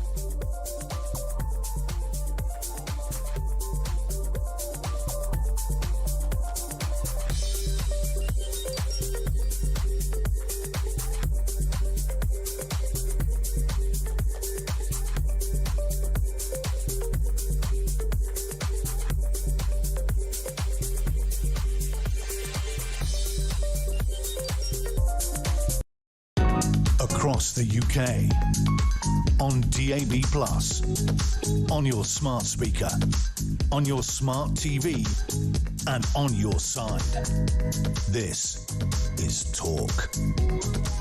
So apparently you can take a kirpan, the religious knife that Sikhs carry. Apparently you can take it on an aeroplane, but it must be placed in your checked luggage on most international flights. However, policies vary by country and airline, and some regions allow small kirpans to be carried in the passenger cabin. So there we are. The United States are strictly forbidden in carry-on luggage, and in India, they allow passengers to wear kirpans in the cabin, provided the blade is no longer than 6 inches and the total length does not exceed 9 inches. However, this is not permitted on international flights departing from India. I've learned an awful lot, and part of the beauty of this job is that you learn new things every single day. And I learn an awful lot from Colonel Simon Diggins, who joins me now, about what's happening in Israel. And we know that in a televised address earlier on this evening that Benjamin Netanyahu has said that his country will hold off attacking Iran for now, but warns Israel will respond forcefully if strikes resume. Simon, great to have you on the programme.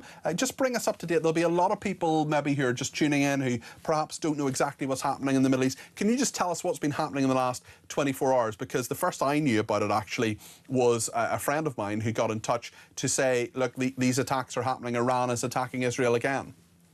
Peter, good evening to you. What seems to have happened is because Israel has continued to attack Hezbollah in Lebanon, that Iran weighed in. And Iran decided to conduct attacks into Israel to try and dissuade the Israelis from those attacks. There was an attempt. The attacks were not very successful, and the Israelis were able to destroy most of the intercepting incoming missiles, and no major damage was done to Israel. President Trump tried to persuade Benjamin Netanyahu not to retaliate, but after some kind of discussion, that clearly did happen. And there was a fire of missiles into Iran. These are more successful. And I think the Iranians have come to the conclusion, because their air defences are still so written down, that this was not an exchange in their interests. And so they declared effectively what was supposed to be 7 days of violence against Israel all over, and the whole thing is closed. And that's where the situation formally stands. However, and however is a big thing, Israel has not agreed to ceasefire into Lebanon itself. So there is a possibility of danger this will escalate still further. At the moment, there's no sign of Americans directly being involved in this, but there are Americans all over Israel supporting Israel, so we can assume that in terms of intelligence, signals, etc., they are involved. We've certainly seen quite a number of not particularly friendly words between Trump and Netanyahu in the last little while. Just bring us up to date on that, certainly, and where the Israel-America, or I suppose more accurately, Netanyahu-Trump relationship is at this moment, and where you think that might go, especially if this does flare up again, and let's hope it doesn't. He's in exactly the same position he was with Biden. There is naturally a huge degree of kind of sympathy and support for Israel after the horrors of the October 7th attack. Real concern about the conduct of some of their operations. And I think there's also a concern now in terms of Iran, that what Benjamin Netanyahu promised Trump, that a severe attack on Iran would result in the collapse of the regime, clearly has not happened. And I think there's a sort of a failure of the basic premise or the assumption underneath this attack. And that, of course, has caused some difficulties. But the other thing that this is back to the original problem we've got is, for Trump, this was a war of choice. He chose to intervene in the Iran-Israel conflict. But for both Israel and both for Iran, there are much, much higher stakes involved. And they both see this in existential terms. So for them, there's not really the incentive to stop unless they receive a decisive result. And that's where Netanyahu is, but it's not where Trump is. Let's talk about domestic defence. Nuclear jets at risk in defence spending plan. The Royal Navy's entire available fleet of hunter-killer submarines unfit, docked for repair work. These will be of great concern to people. Some people asking, why is this coming out now? Of course, when the government is saying that they're going to sort of top slice different departmental budgets, as they call it, taking 1% of that money, taking some money from net zero, taking some money from transport, and putting it into defence, £6 billion. Will that touch the sides? Probably not, no. I mean, even the figures that we've been talked about, I mean, the high-end figure is 18 billion. The low-end figure is around 15 billion. And the chiefs of defence staff said they needed 28 billion, effectively just to stand still over the next 4 years. So the money will be welcome, no doubt will be welcome. But when you look how what we know the money's going to be spent on, 6 billion of that, either 15 or 18 billion, is going to be spent on the Global Combat Aircraft, which is a project for the future. We're talking about something not even going to appear until 2030, 35. And the issue just raised about the nuclear bombers, that's interesting, because at the moment we don't have a bomber that can deploy tactical nuclear weapons. Mm-hmm. We used to have, during the Cold War era, we had those weapon systems, but we gave it up, leaving us with only the one weapon system on the nuclear side, which is strategic. But what is going on at the moment in places like Ukraine is evident that Putin is looking to see whether he could conceivably use tactical nuclear weapons. The Russians have a different attitude towards tactical nuclear weapons to we do. They just see them as a much larger version of a bomb. We see them as kind of catastrophic and instantly leading to... So is it right, sorry to interrupt you, Simon, but is it right to say the Russians don't see them, well, they perhaps see them as a weapon of last resort, but they're perhaps a little bit more trigger-happy than we would be? I mean, that is... sorry, I'm trying to find another phrase, but it is the nuclear scenario. I'm afraid it's the only one that's popped into my head. I think it's a challenge. They don't see it in those terms. They don't see it as a weapon of last resort. They see it literally as a tactical weapon. They recognise that we look at them differently, but they would see this as a potential way of breaking through. And what's their tactical problem? The problem at the moment is they have a 30-kilometre death zone, which the Ukrainians have basically imposed on them, and they can't get through it. What could be better than putting a couple of tactical nukes in there to blast a hole through and then to surge through? And that's a challenge we've got, which is why this argument over these 12 additional F-35s, and there are specialists brave, they're F-35 Alphas that could carry nuclear weapons, have come through. We don't have that capability at the moment, but it was a brand new announcement that the Prime Minister put forward that we were going to spend $1 billion of those. And the question at the moment is whether that option, that put option to buy those, is still on the table or not. But the real challenge and issue is we're up against an opponent who does not look at nuclear weapons in quite the same way as we do.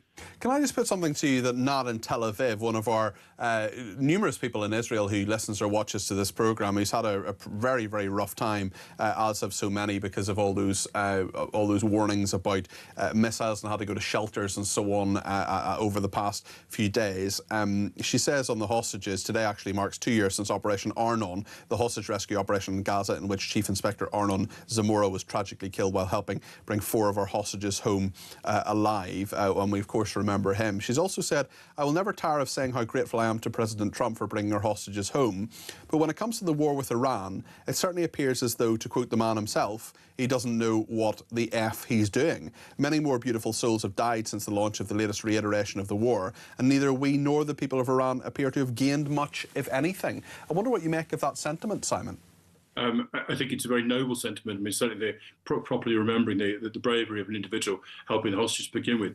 But I think that's the challenge we have got. President Trump cannot find an easy way out from this. He thought he had various off-ramps.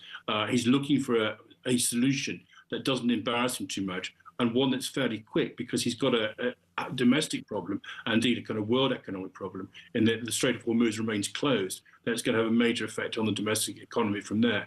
I mean, that is the issue, and I think I'm on the record as saying that I basically support action against Iran, but it doesn't stop me from also saying that the how do you get out of this, which is always the thing you start was not properly thought through. And there was this assumption that a decapitation strike off the kind of success which they achieved soon after they conducted their attacks would have a greater effect than it actually had. In fact, what it's done is sort of broken the country down and reinforced the control of the IRGC, which is very difficult to remove and budge from Iran. And we seem to be, I mean, one of the main reasons, as you know, Simon, we've discussed this before, but one of the main reasons I supported what President Trump and Benjamin Netanyahu had done with Iran was because I thought regime change might happen in some way. That actually seems further away now. Is that a fair thing to say? I think, unfortunately, it is, because what they've been able to do is they're basically going to turn it into a more militarised version of what they already were.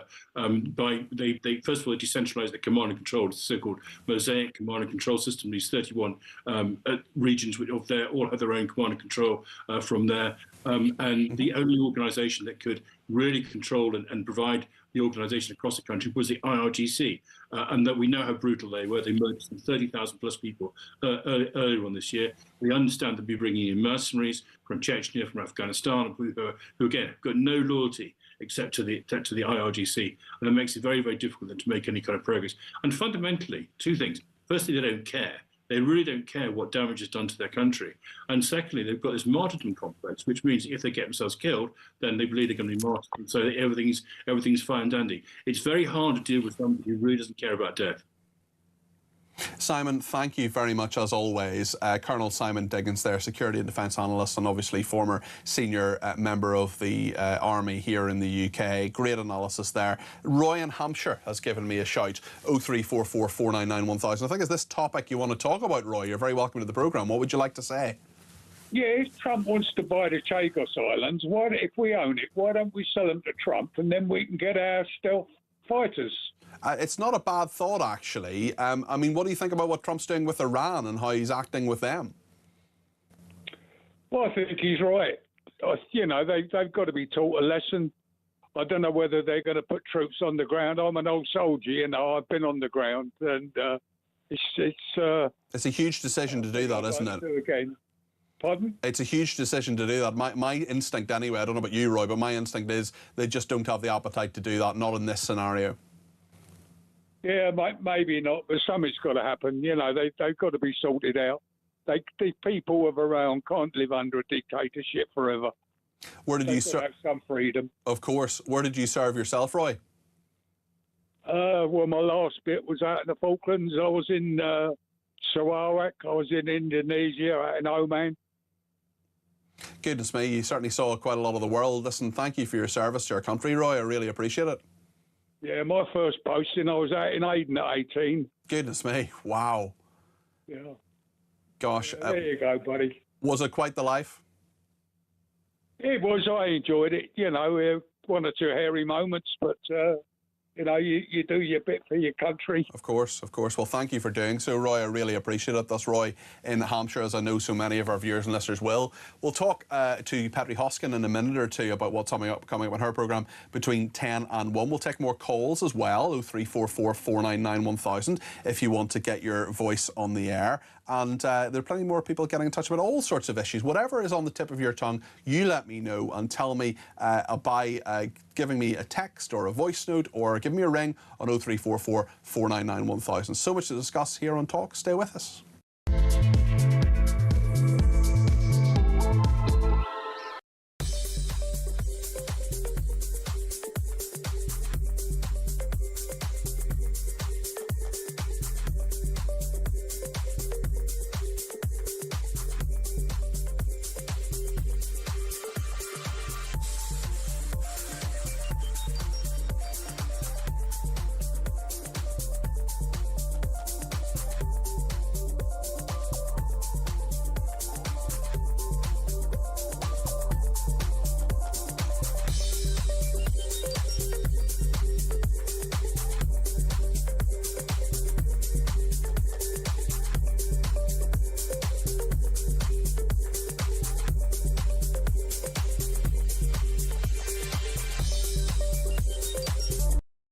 Being carried. The House of Commons and the House of Lords held a minute's silence for George Floyd. I'm asking all politicians to go to the Speaker because I think we should hold a minute's silence for Henry Novak. Do you agree?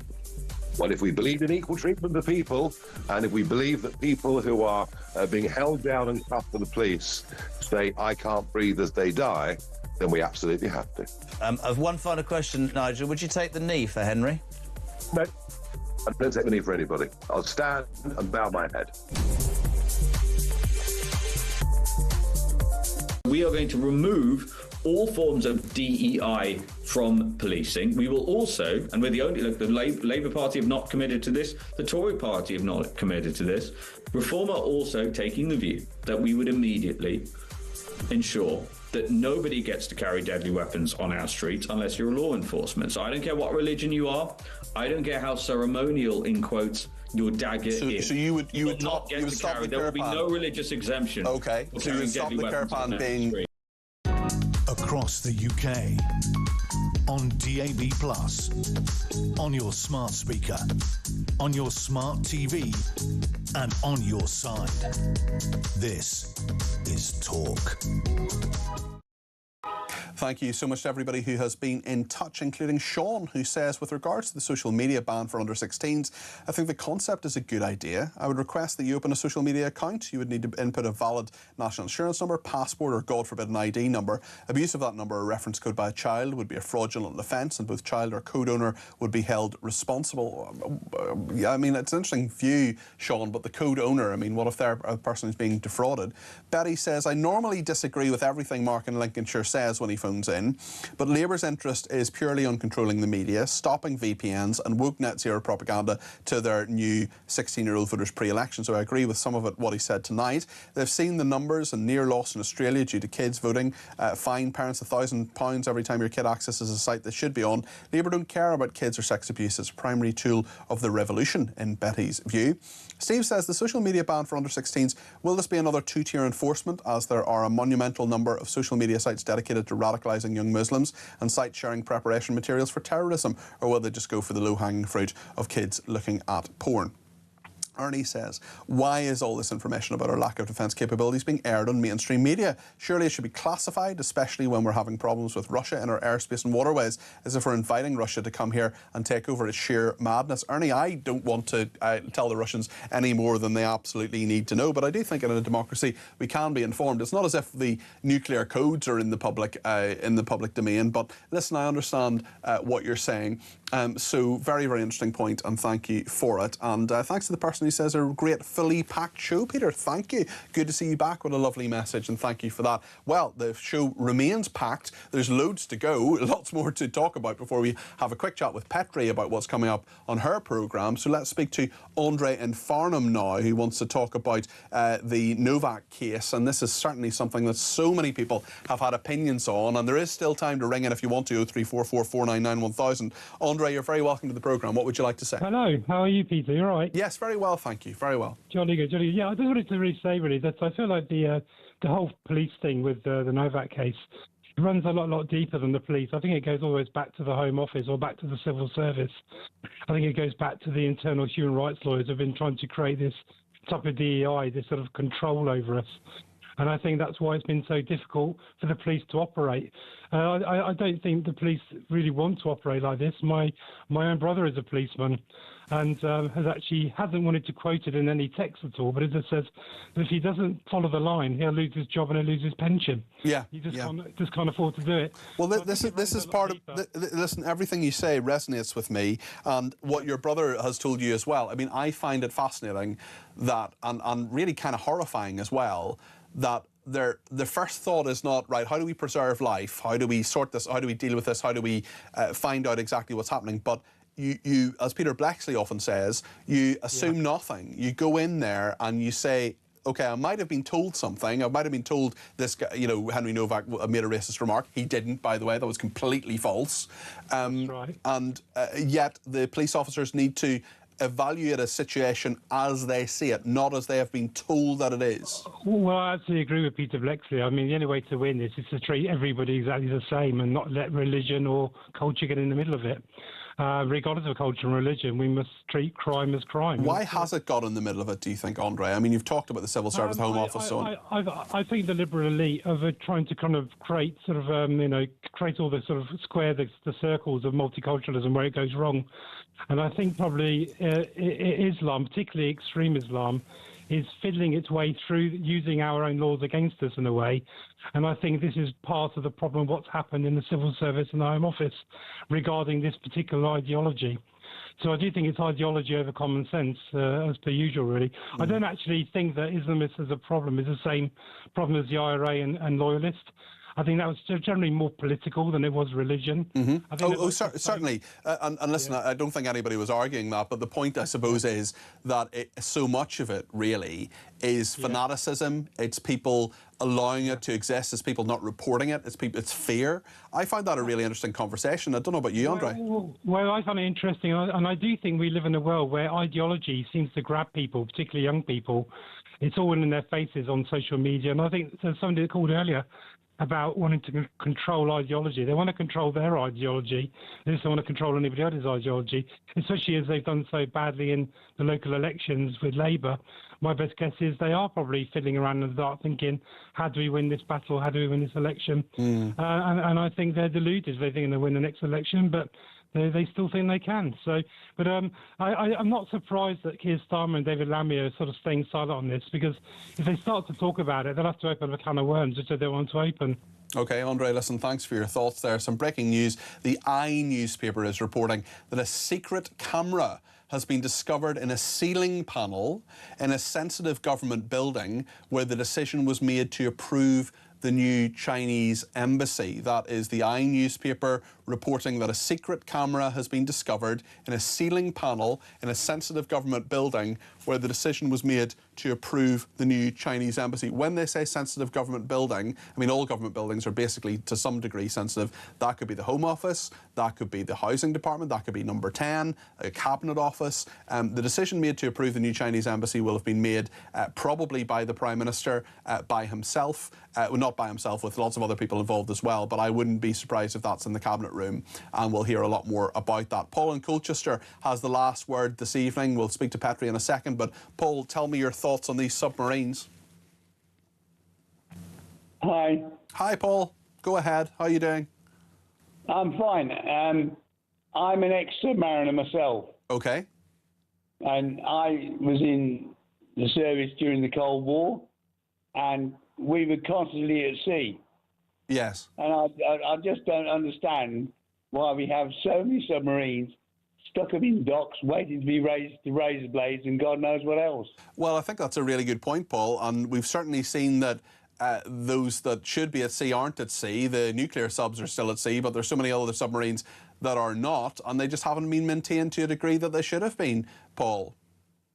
Yeah, well, I mean, three of the submarines I served on are still in docking either, I think they're all in Devonport and still waiting to be decommissioned.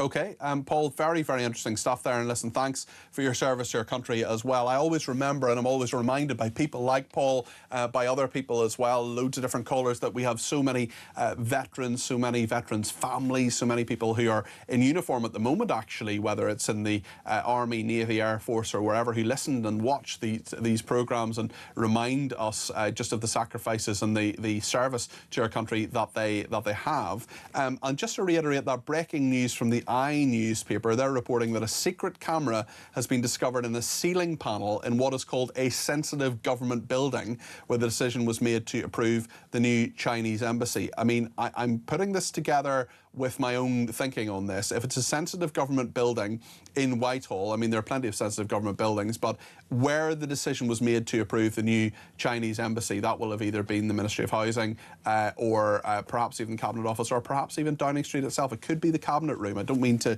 over-egg this, but clearly it's a very, very serious security breach. Petri Hoskin is with us now. She will be here on the other side of the news. Hi, Petri. Hello there. How are you doing? Another secret camera. I know. It's like Crazy the one stuff. that caught the snogging. That's right. Although, yeah, exactly. Yeah, of course. Yeah, this is arguably a little bit more serious than Matt Hancock having a snog. Yeah, but still. Anyway, yeah, coming up, we're going to be looking obviously at Iran, and Trump saying, oh, they won't attack each other. They just won't do it. And I just can't believe the naivety of the man, because Bibi Netanyahu's already said, well, look, we're still going to do what we're going to do. And Iran has said, if you carry on doing what you're going to do, we're going to bomb you. So, yes. Yeah, the language is not the same as ever. We're also going to be looking at the Nottingham inquiry, that the family is sat